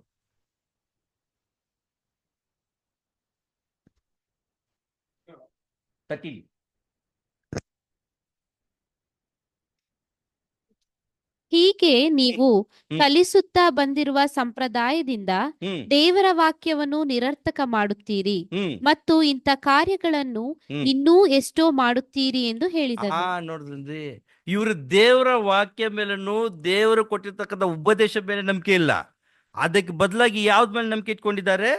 ಸಂಪ್ರದಾಯ ಮೇಲೆ ನಂಬಿಕೆ ಇಟ್ಕೊಂಡಿದ್ದಾರೆ ಪ್ರೀತಿಯ ಸಹೋದರ ಸಹೋದರಿಯರೇ. ಸೊ ಈ ಸದ್ದುಕಾಯರ ಹತ್ರ ಇರುವ ಹುಳಿ ಏನ್ ಹುಳಿ? ವಚನ ಏನ್ ಹೇಳುತ್ತೆ? ಬೋಧನೆ. Okay, doctorate. ಅವ್ರು ಅದರ ಮೇಲೆ ನಂಬಿಕೆ ಇಲ್ಲ. ಸೊ ಪ್ರೀತಿಯ ಸಹೋದರ ಸಹೋದರಿಯರೇ, ಇದಕ್ಕೆ ಹೆಂಗೆ ನಾವು ತಿಳುವಳಿಕೆ ಕೊಡ್ಬೇಕಂದ್ರೆ, ನನ್ನ ಹತ್ರ ಒಂದು ಬಾಟ್ಲ್ ಇದೆ. ಓಕೆ, ಇಲ್ಲಿದೆ. ಸೊ ಇದು ಮನೆಯಿಂದ ನೀರು ತುಂಬ್ಕೊಂಡು ಬಂದಿದ್ದೀನಿ, ಇಲ್ಲಿ ತನಕ ಐತೆ. ಓಕೆ, ನನ್ನ ಹೆಂಡತಿಗೆ ಹೇಳಿದೆ, ನನಗೆ ಸ್ವಲ್ಪ ಕಫ ಇದೆ. ಓಕೆ, ಸೊ ನನಗೆ ಬಿಸಿ ನೀರು ಮಾಡಿ, ಓಕೆ, ಈ ಬಾಟ್ಲಲ್ಲಿ ತುಂಬಿಸಿ, ಯಾಕೆ ಆಮೇಲೆ ಉಷಾ ಸಿಸ್ಟರ್ ಕೊಡಲ್ವಾ ಅಂತ ಅದೆಲ್ಲ ಕೇಳ್ಬಿಟ್ರಿ. ಓಕೆ, ಕೊಡ್ತಾರೆ. ತುಂಬ್ಕೊಂಡಿದ್ದೀನಿ. ಓಕೆ, ಇಲ್ಲಿಂದ ಮೇಲೆ ಏನೈತೆ? ಖಾಲಿ ಇಲ್ಲ, ಗಾಳಿ ಇದೆ. ಓಕೆ, ಇವಾಗ ಇಲ್ಲಿಂದ ಇಲ್ಲಿ ತುಂಬ್ಕೊಳ್ಗೆ ತುಂಬ ಶ್ರಮ, ನೀರು ಹಿಡಿಬೇಕು, ಕಾಯಿಸ್ಬೇಕು ಗೊತ್ತಾ. ಇಲ್ಲಿ ಏನಾದ್ರು ಶ್ರಮ ಪಟ್ನ? ಈ ಗಾಳಿ ತೂರ್ಸಕ್ಕೆ ಏನೋ ಶ್ರಮ ಪಟ್ಟ? ಹಾಗೇನೆ ಪ್ರೀತಿಯ ಸಹೋದರ ಸಹೋದರಿಯರೇ, ಈ ಸದ್ದುಕಾಯರ ಉಪದೇಶಕ್ಕೆ ನೀವು ಹುಲಿಗೆ ನೀವು ಎಚ್ಚರಿಕೆಯಾಗಿರ್ಬೇಕಾದ್ರೆ, ಓಕೆ, ನಾವು ಈ ಸತ್ಯ ಎನ್ನುವ ನೀರು ತುಂಬ್ಕೊಳ್ಳೋಕ್ಕೆ ಎಷ್ಟು ಪ್ರಯತ್ನ ಮಾಡಿದ್ದೀವಿ. ಓಕೆ, ಎಲ್ಲೆಲ್ಲಿಂದ ಬರ್ತೀರಾ. ಓಕೆ, ಬಂದು ಸೇರಿ 53 ಸಬ್ಜೆಕ್ಟ್ನ ಕೇಳಿ ಆ ತಿಳುವಳಿಕೆ ತಿಳ್ಕೊಂಡು ದೇವರು ಒಂದು ಮಂದಿಗೆ ಒಡನ್ಪಡಿಕೆ ಮಾಡಿ ಅವರು ಯೇಸು ಸ್ವಾಮಿ ಸ್ವರೂಪರಾಗಿ ಮಾರಕ್ಕೆ ಇಷ್ಟು ಪ್ರಯತ್ನಗಳನ್ನು ನಾವು ಮಾಡ್ತೀವಿ. ಇದು ನೀರು ತುಂಬುವ ವಿಷಯದಲ್ಲಿ. ಮೇಲೆ ಗಾಳಿ ಏನು ಮಾಡಬೇಡ್ರಿ. ನೀವು ಇಲ್ಲೇ ಕೂತಿರ್ರಿ. ನೆಕ್ಸ್ಟ್ ಸಂಡೇನೇ ಇಲ್ಲ ರೀ. ಓಕೆ, ಯಾರಾದ್ರೂ ಒಬ್ರು ಬಂದ್ಬಿಟ್ಟು ಡಮಾರ್ ಅಂತ ಏನಾದ್ರು ಒಂದು ಬಾಂಬ್ ಆಗ್ಬಿಟ್ಟು ಹೋಗ್ಬಿಡ್ತಾರೆ. ಎಚ್ಚರಿಕೆ ಇರ್ರಿ. What ever the truth, what ever the doctrine, now as on today ನೀವು ಏನ್ ತಿಳ್ಕೊಂಡಿದ್ದೀರೋ ಅದರಲ್ಲಿ ನೀವು ದೀರ್ಘವಾಗಿ ನಂಬಿಕೆಯಾಗಿ ಇರ್ರಿ. ನಾಳೆ ನಾನೇ ಬಂದ್ಬಿಟ್ಟು ಓಕೆ ಈ ಉಪದೇಶ ಸಹೋದರ ಇಲ್ಲ, ಆ ಉಪದೇಶದ ಹಿಂಗೆ ತಿರ್ಗಿಸಾಕ್ಬೇಕು, ಓಕೆ ಈ ಥರ ಹೇಳೋರು ಅನೇಕ ಜನ ಬಂದ್ಬಿಡ್ತಾರೆ. ಓಕೆ ಆ ಥರ ಸದುಕೇರ ಉಪದೇಶದಲ್ಲಿ ನೀವು, ಆ ಥರ ಸದುಕೇರ ಉಳಿಯಲಲ್ಲಿ ನೀವು ಜಾಗ್ರತೆ. ಪ್ರೀತಿಯ ಸಹೋದರ ಸಹೋದರಿ, ಒಂದು ವೇಳೆ ಅಂಥ ಸದುಕರಿಗೆ ಉಪದೇಶಕ್ಕೆ ನೀವು ಕಿವಿ ಕೊಟ್ರೆ ಏನ್ ಮಾಡ್ತಾರೆ? ಆ ಮಾಂಸಿಕ ಇಸ್ರೇಲಿಂದ ಏನ್ ಮಾಡ್ತಾರೆ? ಅದೇ ಥರನೇ ಒಂದು ದಿವಸ ಸಭೆಯಲ್ಲಿ ಕೂಡ ಈ ಥರ ದುರುಪದೇಶದಲ್ಲಿ ಇದ್ರೆ ಏನ್ ಮಾಡ್ತಾರೆ? ಒಂದನ್ನ ತೆಗ್ದಾಕ್ತಾರೆ. ಪ್ರೀತಿಯ ಸಹೋದರ ಸಹೋದರಿಯರೇ, ಸೊ ಮೂರನೇದು ಹೋಗ್ಬಿಡೋಣ. ಮೂರನೇದು ಏನು ಬ್ರದರ್? ಹಳೆ ಹುಳಿ. Okay 1 Corinthians 5:8. 1 Corinthians chapter 5 verse 8. ಆದ ಕಾರಣ ನಾವು ಹಳೆ ಹುಳಿಯನ್ನು, ಅಂದರೆ ದುರ್ಮಾರ್ಗತ್ವ ದುಷ್ಟತ್ವ ಎಂಬ ಹುಳಿಯನ್ನು ಇಟ್ಟುಕೊಳ್ಳದೆ ಸರಳತೆ ಸತ್ಯತೆ ಎಂಬ ಹುಳಿ ಇಲ್ಲದ ರೊಟ್ಟಿಯನ್ನೇ ತೆಗೆದುಕೊಂಡು ಹಬ್ಬವನ್ನು ಆಚರಿಸೋಣ. ಈ ಒಂದು ವಚನದಲ್ಲಿ 3 ಗುಣಲಕ್ಷಣಗಳನ್ನ ಹೇಳ್ಬಿಟ್ಟಿದ್ದಾರೆ. படிங்க சிஸ்டர், அது 1 கொரிந்தியர் 5ஆம் அதிகாரம் 8ஆம் வசனம்.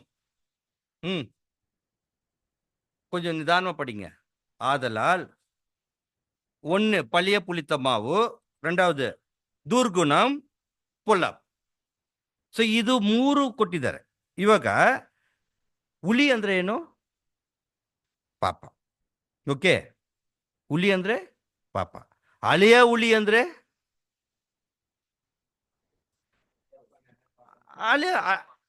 ಹಳೆಯ ಪಾಪ ಅಲ್ವಾ? ಇವಾಗ ಪಾಪದಲ್ಲಿ ಹೊಸ ಪಾಪ, ಹಳೆಯ ಪಾಪ ಏನಾದ್ರು ಇದೆಯಾ?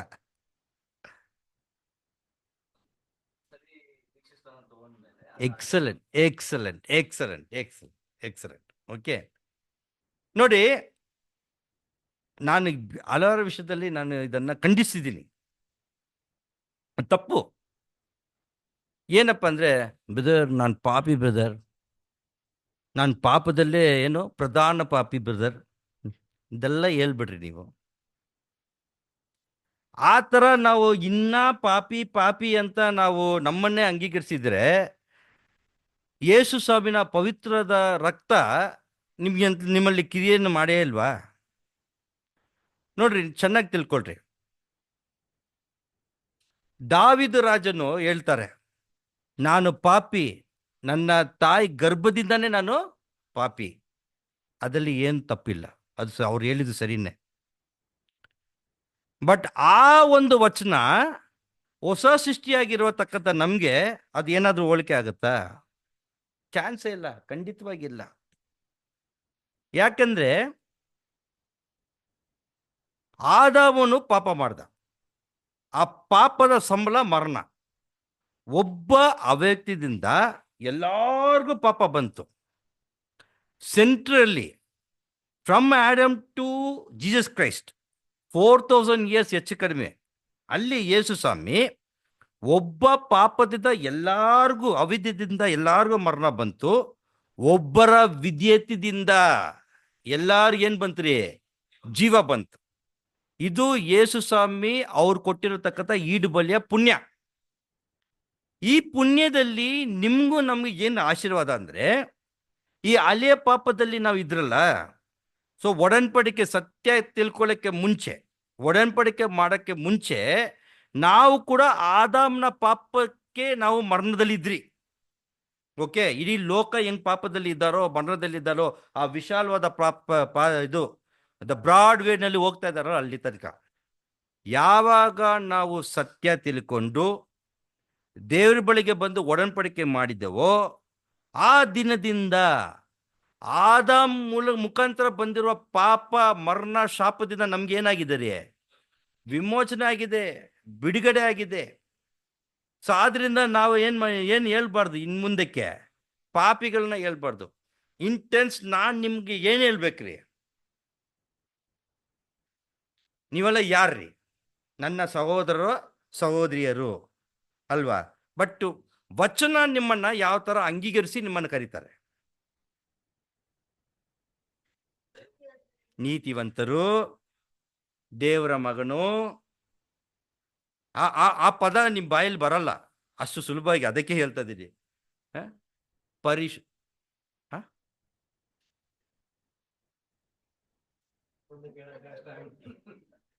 ಯಾರು ಹೇಳಿದ್ದದ? ಸಭೆ ಯಾರು ಹೇಳ್ಬಿಟ್ಟು ಟಕ್ಕಂತ ನೀವೇನಮ್ಮ? ನೀವೇನಾ? ಈ ಸಭೆಗೆ ಒಬ್ಬ ಪೇತ್ರರು ಇರ್ಬೇಕಂತ ನಾನು ಹುಡುಕ್ದೆ. ಪೇತ್ರ ತರ ಇದ್ದೀರಾ? ಬ್ರದರ್ ಹೇಳ್ರಿ. ಯಾಜಕ ಓಟ ಓಡಿ ಮುಗಿಸಿದ ಯಾಜಕರು ಯಾಜಕರು, ಆಗ್ತೇವೆ. ಅರಸರು, ರಾಜರು, ಬೇರೆ ಏನ್ ಹೇಳಿದ್ರಿ? ಅಷ್ಟೇನಾ? ಯಾಜಕರು, ರಾಜರು, ಮನವಾಟಿ. ಓಕೆ, ಮನವಾಟಿ. ಓಕೆ, ನೀವು ಎಲ್ಲಿ ಯಾಕೆ ನೀವು ಸಂಕೋಚ ಪಡ್ತೀರಾ ನೀವು? ಸಿಸ್ಟರ್, ನಾನು ಬ್ರದರ್ ಸಿಸ್ಟರ್, ನಿಮ್ಮ ಅಣ್ಣ ಹತ್ರ ಮಾತಾಡ್ರಿ, ಕರೆಕ್ಟಾಗಿ ಹೇಳಿದ್ರಿ. ಕೀರ್ತನೆ 55 ಓದ್ರಿ. 55 ನನ್ನೊಡನೆ ಯಜ್ಞದ ಮೂಲಕ ಒಡಂಬಡಿಕೆಯನ್ನು ಮಾಡಿಕೊಂಡ ನನ್ನ ಭಕ್ತರನ್ನು ನನ್ನ ಬಳಿಗೆ ಕರಕೊಂಡು ಬನ್ನಿರಿ ಎಂದು ಆಜ್ಞಾಪಿಸುತ್ತಾನೆ. ಸರಿ ಇಲ್ಲ ಸಿಸ್ಟರ್, ಇದು ಈ ಭಕ್ತರಂತ ಹೇಳಿದ್ದಾರೆ ಅದ್ರಲ್ಲಿ. KJV ಓದ್ರಿ ಸಿಸ್ಟರ್, KJV ಪ್ಲೀಸ್. ತಮಿಳ್ನ ಕೂಡ ಪಡಿಗೆ வைக்கிற கொஞ்சம் பொறுங்க. ஓகே, இவங்க பட்சட்டும்.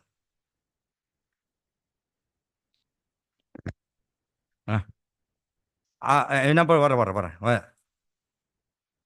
ಯಜ್ಞದಿಂದ ಅಲ್ಲಿಂದ ಶುರು ಮಾಡ್ರಿ. ಇದು ಬೇರೆ ಇದೆ ಬ್ರದರ್. ಪರವಾಗಿಲ್ಲ. ಬಲಿ ಮೂಲಕ ಒಡಂಬಡಿಕೆ ಗೈದ ಭಕ್ತರನ್ನು ಸಭೆ ಸೇರಿಸಿ ಇಲ್ಲೆನ್ 55 ಸಿಸ್ಟರ್, ಕೀರ್ತನೆ 55. ಸರಿ, ಯಾರ ಹತ್ರ ನಿಮ್ಮಲ್ಲಿ KJV ಇದೆಯಾ? ನಿಮ್ಮ ಇದರಲ್ಲಿ ಸೆಲ್ ಫೋನಲ್ಲಿ ಕನ್ನಡ KJV ಮೊಬೈಲಲ್ಲಿ ಇಲ್ವಾ? ಮೊಬೈಲ್ ಯಾರು ಬಳಸ್ಕೊಳಲ್ವಾ? ಸೂಪರ್, ನಂತರ ತಪ್ಪು ಮಾಡ್ಬಿಟ್ರಿ. ಇಲ್ರಿ, ಮಾತ್ರ ಐತಿ. KJV ಕನ್ನಡದಲ್ಲಿ ಕೀರ್ತನೆ 55. KJV ಇಲ್ಲ, ಬೈಬಲ್. ಹೌದೌದು ಸಿಸ್ಟರ್, ನಾರ್ಮಲ್ ಬೈಬಲ್ ಐತ್ರಿ.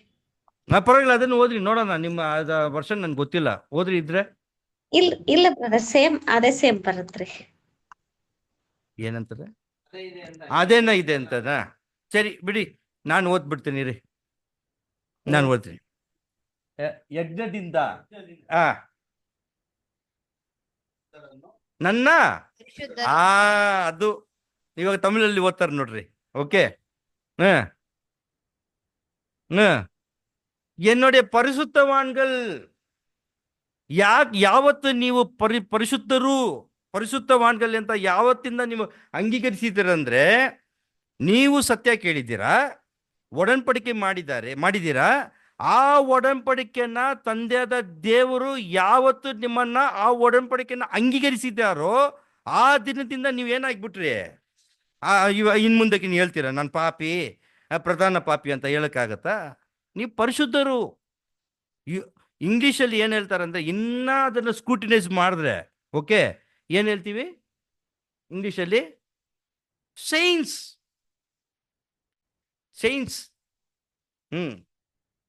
ಸೈನ್ಸ್.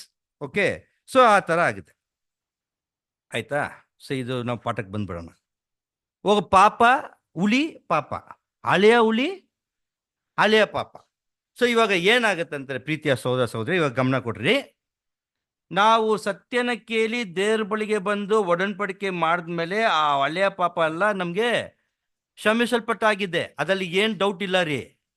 ಆದರೆ ಆ ಹಳೆಯ ಪಾಪ ಇದೆಯಲ್ಲ, ಹಳೆ ಪಾಪ, ಓಕೆ, ಅದು ತುಂಬಾ ದೂರ ಹೋಗಿಲ್ಲ. ನಿಮ್ಮನ್ನ ಬಿಟ್ಟು ಮರ್ತೋಗೋ ರೀತಿಯಲ್ಲಿ, ಅದು ಕಣ್ಗೆ ಕಾಣಿಸಿದ ರೀತಿಯಲ್ಲಿ ಹೋಗಿಲ್ಲ ರೀ. ಅದು ಎಲ್ಲಿ ಐತೆ ಅಂತ ಹೇಳ್ಬೇಕಾದ್ರೆ, ಎಬ್ರಿಯರಿಗೆ 12:1. ಎಬ್ರಿಯರಿಗೆ 12:1. ಆದ ಕಾರಣ ಇಷ್ಟು ಮಂದಿ ಸಾಕ್ಷಿಯವರು ಮೇಘದೋಪಾದಿಯಲ್ಲಿ ನಮ್ಮ ಸುತ್ತಲೂ ಇರುವುದರಿಂದ. ಸಾಕು ಸಿಸ್ಟರ್, ನಿಧಾನ ಓದ್ರಿ ನೋಡ್ರಿ. ಆದ ಕಾರಣ ಇಷ್ಟು ಮಂದಿ ಸಾಕ್ಷಿ ಇರುವ ಮೇಘದೂಪದಿಂದಲೇ ನಮ್ಮನ್ನು ಸುತ್ತಲೂ ಇರುವುದರಿಂದ ನಮಗೆ ಅಭ್ಯಂತರ ಮಾಡುವ ಎಲ್ಲಾ ಭಾರವನ್ನು ಹತ್ತಿಕೊಳ್ಳುವ ಪಾಪವನ್ನು ಹಾ ನಾವೂ ಸಹ ತೆಗೆದಿಟ್ಟು ಹಾ ಸಾಕು ಸಿಸ್ಟರ್. ಸೊ ಇದು ಕನ್ನಡ ಸ್ವಲ್ಪ ಕಷ್ಟ ನನಗೆ. ಓಕೆ, ತಮಿಳ್ ಓದು. ம் மேகம் கொண்ட இத்தனை திரளான சாட்சிகள் ம் நம்மை சூழ்ந்து கொண்டிருக்க ம் பாரமான யாவற்றையும் நம்மை சுற்றி நெருங்கி இருக்கிற பாரமான யாவற்றையும் நம்மை சுற்றி நெருங்கி நிற்கிற ಆ, ಹ್ಮ್ ಸಾಕು. ಅಂದ್ರೆ ನಮ್ಮ ಹಳೆಯ ಪಾಪ ಎಲ್ಲಿ ಹೋಗಿದೆ ಅಂದ್ರೆ ನೋಡ್ರಿ ಸಿಸ್ಟರ್ ಬ್ರದರ್, ಇಲ್ಲಿದೆ. ಸ್ವಲ್ಪ ನಾವು ದಾರಿ ಕೊಟ್ಬಿಟ್ರೆ ಕಮ್ಮಿನ ಅಂತ ಒಳಗಡೆ ಬಂದು ವಾಸ ಮಾಡ್ಬಿಡ್ರಿ. ಅದೇ ನಾನು ನೋಡಿ ವಚನ ನೋಡ್ರಿ, ಭಾರಮಾನ ಯಾವಟ್ಟಿ ನಮ್ಮೈ ಸುಟ್ರಿ ಅಂದ್ರೆ ನೆರಿಗೆ ಏನ್ರಿ ಕಿಟ್ಟ ಹತ್ರದಲ್ಲಿ ಐತೆ. ಸ್ವಲ್ಪ ಅವಕಾಶ ಕೊಟ್ಬಿಟ್ರೆ ಏನಾಗುತ್ತೆ, ಆವಾಗ ಏನಾಗುತ್ತೆ, ಒಡನ್ಬಡಿಕೆ ಎಲ್ಲ ವ್ಯರ್ಥ ಆಗ್ಬಿಡುತ್ತೆ, ಕೇಳುವ ಸತ್ಯ ಎಲ್ಲ ವ್ಯರ್ಥ ಆಗ್ಬಿಡುತ್ತೆ, ಎಲ್ಲ ವ್ಯರ್ಥ ಆಗ್ಬಿಡುತ್ತೆ. ಹುಷಾರಾಗಿರ್ಬೇಕು. ಹಳೆ ಪಾಪಕ್ಕೆ ನಾವು ಏನು ಮಾಡ್ಬೇಕ್ರಿ, ತುಂಬ ಎಚ್ಚರಿಕೆ ಆಗ್ಬೇಕು. ಓಕೆ, ಸೊ ಅದಕ್ಕೆ ಹಳೆಯ ಹುಳಿ ಅಂದರೆ ಏನು ಗೊತ್ತಾ, ಮಾತಿಗೆ. ಓಕೆ, ಈಗ ಯಾರು ಮಾತಾಡಲ್ಲ, ಒಂದು ವೇಳೆ ಬರುತ್ತೆ, ಬರಲ್ಲ, ಬರಬಾರ್ದು. ಬ್ರದರ್ ನಾನು ಒಡನ್ಬಡಿಕೆ ಮಾಡಿಬಿಟ್ಟಿದ್ದೀನಿ ಬ್ರದರ್, ಒಂದು ವೇಳೆ ನಾನು ಒಡನ್ಬಡಿಕೆ ಮಾಡಿಲ್ಲ ಅಂದರೆ ನಂದು ಆ ಭಾವನೆ ಎಂಥವನು ಗೊತ್ತಾ ಹೇಳ್ಬಾರ್ದು, ಹೋಯ್ತು ಅಲ್ವಾ. ಎಸ್ ಯು ಆರ್ ರೈಟ್ ಅಲ್ವಾ. ಹಂಗ್ಬೇಡ, ಹಿಂಗೆ ಹೇಳ್ತೀವಿ ಬ್ರದರ್. ನನ್ನ ತಾಳ್ಮೆನ ತುಂಬ ಟೆಸ್ಟ್ ಮಾಡ್ತಾ ಇದ್ದೀರಾ. ಓಕೆ, ಒಂದು ಲಿಮಿಟ್ ತನಕ ಬ್ರದರ್, ಆಮೇಲೆ ಇರಬಾರ್ದು.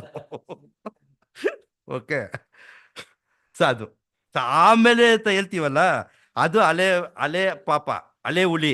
ಅದನ್ನ ಏನು ಮಾಡ್ಬಿಟ್ರಿ, ತೆಗ್ದಾಕ್ಬಿಟ್ಟು ಈ ಒಂದು ಪುಸ್ತಕದಲ್ಲಿ ನಾವು ಕರಿಬಾರ್ದು. ಹೇಳಿ ಸಿಸ್ಟರ್. ಅದು ಅದನ್ನ ಪಾಪ ಕರಿಬಾರ್ದು, ಆಮೇಲೆ ಅನ್ನತ್ತಿಗೆ ಬಂದ್ಬಿಡುತ್ತ. ಆಮೇಲೆ ಆದ್ರೆ ಬಂದ್ಬಿಡುತ್ತೆ, ಅದನ್ನ ಕರಿಬಾರ್ದು. ಆಮೇಲೆ ನೋಡು ಅಂತ ಹೇಳ್ತೀವಿ.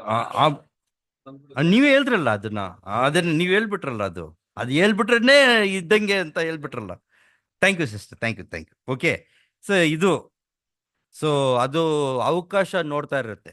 ಅವಕಾಶ ಸಿಕ್ಬಿಟ್ರೆ ಅದು ಹಳೆ ಹುಳಿ ಏನಾಗ್ಬಿಡುತ್ತೆ, ನಮ್ಮಲ್ಲಿ ಬಂದ್ಬಿಡುತ್ತೆ. ಓಕೆ, ಸೊ ಓದ್ಬಿಡೋಣ ಸಿಸ್ಟರ್ ಇನ್ನ ಕೆಲವೊಂದು ವಚನಗಳನ್ನ.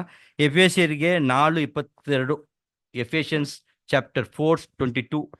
ಯೇಸುವಿನಲ್ಲಿರುವ ಸತ್ಯೋಪದೇಶವು ಯಾವವೆಂದರೆ, ಹ್ಮ್ ನೀವು ನಿಮ್ಮ ಹಿಂದಿನ ನಡತೆಯನ್ನು ಅನುಸರಿಸದೆ ಹ್ಮ್ ಪೂರ್ವ ಸ್ವಭಾವವನ್ನು ತೆಗೆದು ಹಾಕಿಬಿಡಬೇಕು. ಹ್ಮ್ ಅದು ಮೋಸಕರವಾದ ದುರಾಶೆಗಳಿಂದ ಕೆಟ್ಟು ಹೋಗುವಂತದ್ದು. 23. ನೀವು ನಿಮ್ಮ ಆಂತರ್ಯದಲ್ಲಿ ಹೊಸಬರಾಗಿ ಹ್ಮ್ ನೂತನ ಸ್ವಭಾವವನ್ನು ಧರಿಸಿಕೊಳ್ಳಿರಿ. 24. ಆ ಸ್ವಭಾವವು ದೇವರ ಹೋಲಿಕೆಯ ಮೇರೆಗೆ ಸತ್ಯಾನುಗುಣವಾದ ನೀತಿಯುಳ್ಳದ್ದಾಗಿಯೂ ಹ್ಮ್ ದೇವ ಭಯವುಳ್ಳದ್ದಾಗಿಯೂ ಹ್ಮ್ ನಿರ್ಮಿಸಲ್ಪಟ್ಟಿದೆ. ಓಕೆ, ಇಲ್ಲಿ ಪ್ರೀತಿಯ ಸಹೋದರ ಸಹೋದರಿಯರು ಚೆನ್ನಾಗಿ ಸ್ವಲ್ಪ ಗಮನ ಕೊಟ್ರಿ. ಇಲ್ಲಿ ಪಾಪನೇ.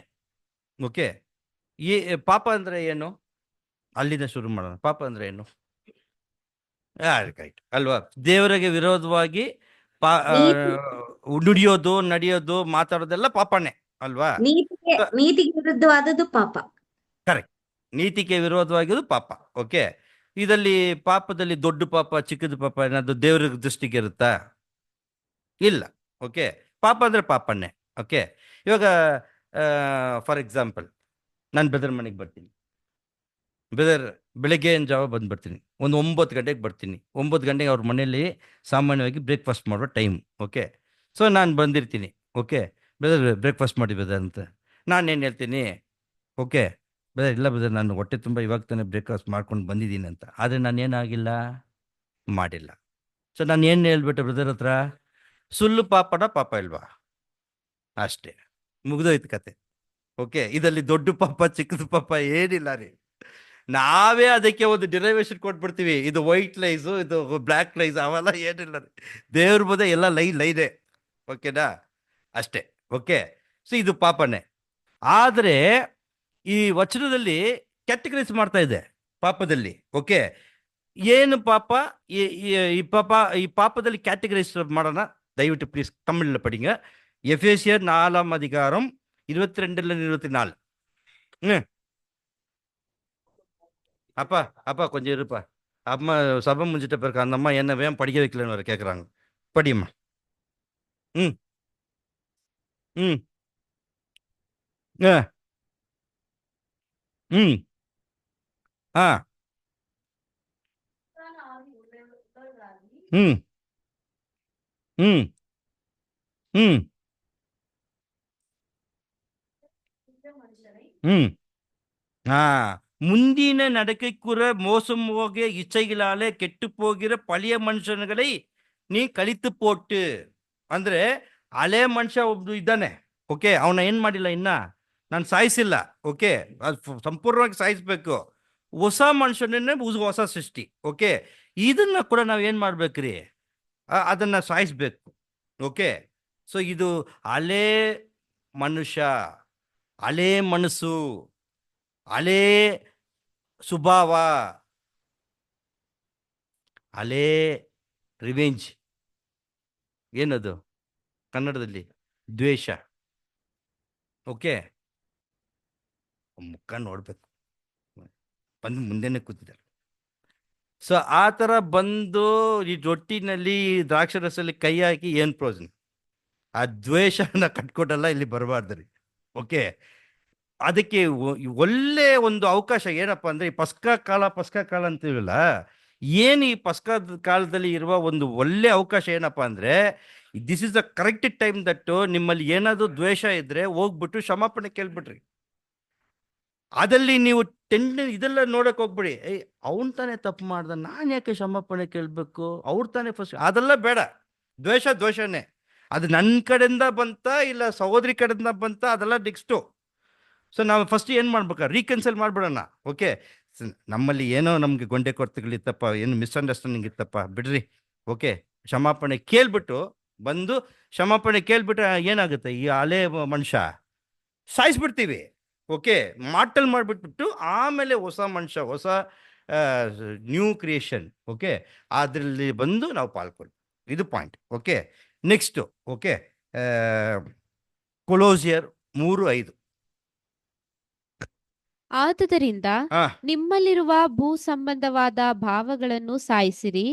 ಜಾರತ್ವ, ಬಂಡುತನ, ಕಾಮಾಭಿಲಾಷೆ, ದುರಾಶೆ, ವಿಗ್ರಹಾರಾಧನೆಗೆ ಸಮವಾಗಿರುವ ಲೋಭ, ಇವುಗಳನ್ನು ವಿಸರ್ಜಿಸಿ ಬಿಡಿರಿ. ನೋಡ್ರಿ, ಇದು ತಂದೆಯಾದ ದೇವರು ಯೇಸು ಸ್ವಾಮಿಗೆ ಮಾತ್ರ ಇಲ್ಲ ರೀ, ನಮ್ಮ ಸಹೋದರ ಸಹೋದರಿ ಮುಂದೆ ಕೂಡ ಇಂಥ ಒಂದು ಪಾಪಗಳನ್ನ ಯಾರು ಕೂಡ ಸಹಿಸ್ಕೊಳ್ಳೋಕ್ಕಾಗಲ್ಲ. ಓಕೆ, ಸೊ ಅದು ಕೂಡ ಒಂದು ವೇಳೆ ಓಕೆ ಮನಸ್ಸಲ್ಲಿ ಇದ್ರೂ ಕೂಡ ಏನು ಮಾಡ್ರಿ, ಅದನ್ನ ಬಿಟ್ಬಿಡ್ರಿ. ಬ್ರದರ್ ಪಡಿಗೆ ಬರೋದು ಕೊಲೋಸಿಯರ್ 3:5. ಹಾಂ ಹ್ಞೂ ಹ್ಞೂ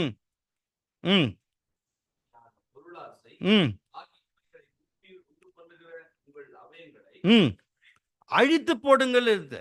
ಸೊ ಇದನ್ನ ಏನು ಮಾಡ್ಬಿಡಿ, ಕಂಪ್ಲೀಟ್ ಆಗಿ ನಾಶನ ಮಾಡ್ಬಿಡ್ರಿ. ಇದು ಎಲ್ಲೂ ಕೂಡ ಏನಾಗಬಾರ್ದು, ಸ್ವಲ್ಪ ಕೂಡ ಕಾಣಿಸ್ಬಾರ್ದು. ಇದನ್ನ ಕಂಪ್ಲೀಟ್ ಆಗಿ ನಾಶನ ಮಾಡ್ಬಿಡ್ರಿ ಅಂತಾರೆ. ಓಕೆ, ಸೊ ಇದು ಒಂದು ತರ ಪಾಪನೆ. ಓಕೆ, ಹಂಗೇನೆ ಕೊಲೋಸಿಯರ್ 3:8 ಓದ್ರಿ. ಈಗಲಾದರೂ ಕ್ರೋಧ, ಕೋಪ, ಮತ್ಸರ, ದೂಷಣೆ, ಬಾಯಿಂದ ಹೊರಡುವ ದುರ್ಭಾಷೆ, ಇವುಗಳನ್ನು ವಿಸರ್ಜಿಸಿ ಬಿಡಿರಿ. ತಮಿಳ ಪಡಿಂಗ್ ಬರ್ತದೆ. ಹ್ಮ್ ಹ್ಮ್ ಹ್ಮ್ ಹ್ಮ್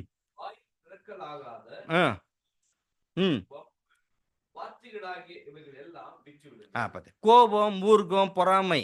ಓಕೆ, ಇದೆಲ್ಲ ಬಿಟ್ಬಿಡ್ರಿ. ಓಕೆ, ಬಟ್ ಅದನ್ನ ಏನ್ ಮಾಡ್ರಿ, ಕೈ ಕೊಡ್ರಿ, ನಾಶನ ಮಾಡ್ಬೇಕು. ಓಕೆ, ಇದನ್ನ ಬಿಟ್ಬಿಡ್ರಿ. ಇದೆರಡು ಕೂಡ ದೇವರ ದೃಷ್ಟಿಗೆ ಏನ್ರಿ, ಇದು ಕೆಟ್ಟಿದೆ. ಓಕೆ, ಸೊ ಆ ಸಂದರ್ಭದಲ್ಲಿ ಇವಾಗ 5 ನಾವು ಹುಲಿ ನೋಡಿದ್ವಿ. ಟಕ್ ಅಂತ ಹೇಳ್ಬಿಟ್ರಿ ನೀವೇ. ಪರಿಸೇಯರ್ನ ಹುಲಿ ಏನ್ರಿ ಅದು? ಇಲ್ಲ, ಪರಿಸೇಯರ್ನ ಹುಲಿ ಅಂದ್ರೆ ಏನು? ಕಪಟತನ. ಸದುಕಾಯರ್ನ ಹುಲಿ ಸುಳ್ಬೋಧನೆ. ನಮ್ಗೆ ಇವಾಗ ಬೈಬಲ್ ಸ್ಟೂಡೆಂಟ್ ಮಧ್ಯದಲ್ಲಿ ದೊಡ್ಡ ಚಾಲೆಂಜ್. ಓಕೆ, ಭಯಂಕರ ಚಾಲೆಂಜ್ ಇದು. ಓಕೆ, ದುರುಪದೇಶ. 3ನೇದು ಹಳೆ ಹುಲಿ ಅಂದ್ರೆ ಹಳೆ ಪಾಪ. ನಾವು ಒಡಂಬಡಿಕೆ ಮಾಡೋಕ್ಕೆ ಮುಂಚೆ ಇರತಕ್ಕಂಥ ಪಾಪ. ಓಕೆ. ಆ 4ನೇದು ದುರ್ಮಾರ್ಗ. ನೆಕ್ಸ್ಟು ದುರ್ದೃಷ್ಟ. ಓಕೆ. ಇದು ಅಷ್ಟೂ ದೇವರಿಗೂ, ತಂದೆಯಾದ ದೇವರಿಗೂ, ಯೇಸು ಸ್ವಾಮಿಗೆ ಹಿಡಿದಿರುವ ಒಂದು ಪಾಪಗಳನ್ನ, ಈ ಹುಳಿನ ನಾವು ಬರೋತಕ್ಕಂಥ ಏಪ್ರಿಲ್ 11ನೇ ತಾರೀಕು 6 ಗಂಟೆಗೆ ದೇವರು ಕೋಟ್ಯಾಂತ ಜನರಿಗೆ ಕೊಡದಿರುವ ಒಂದು ಕರೆ, ಕೋಟಿ ಜನರಿಗೆ ಇರತಕ್ಕಂಥ ಇವರು ಕ್ರೈಸ್ತರಿಗೆ ಕೊಡದೇ ಇರುವ ಒಂದು ಕರೆ ನಮಗೆ ಕೃಪೆಯಿಂದ ನಮಗೆ ಕೊಟ್ಟಿದ್ದಾರೆ. ಯೇಸು ಸ್ವಾಮಿ ಬಳಿಗೆ ಬರೋಣ. ಒಂದು ವೇಳೆ ಈ ಹುಳಿ ನಮ್ಮ ಮನಸ್ಸಲ್ಲಿ, ನಮ್ಮ ಹೃದಯದಲ್ಲಿ, ನಮ್ಮ ಇದರಲ್ಲಿ ಇದ್ದರೆ ಅದನ್ನು ಎತ್ತು ಬಿಸಾಕಕ್ಕೆ ಒಳ್ಳೆಯ ಅವಕಾಶ. ಅದಕ್ಕೆ ನಮ್ಮ ಕೈಯಲ್ಲಿ ಆಗಲ್ಲ, ನಮ್ಮ ಶಕ್ತಿಯಿಂದ ಆಗಲ್ಲ. ನಾವು ದೇವ್ರ ಬಳಿಗೆ ಬರೋಣ, ಅವರ ಪವಿತ್ರಾತ್ಮ ಬೇಡೋಣ. ಅವರು ನಮಗೆ ಖಂಡಿತವಾಗಿ ಕ್ಷಮಾಪಣೆ ಕೊಡ್ತಾರೆ. ಆ ಕ್ಷಮಾಪಣೆಯಿಂದ ಈ ಒಂದು ಆಚರಣೆ, ಆ ಪ್ರಭು ಭೋಜನಕ್ಕೆ ಪಾಲ್ಕೊಳ್ಳಿಕ್ಕೆ ದೇವರು ನಮ್ಮನ್ನು ಆಶೀರ್ವದಿಸಿ, ಅದಕ್ಕೋಸ್ಕರ ನಾವು ಸಿದ್ಧತೆ ಮಾಡೋಣ. ದೇವರು ನಮ್ಮನ್ನು ಆಶೀರ್ವದಿಸಲಿ. ಆಮೇಲೆ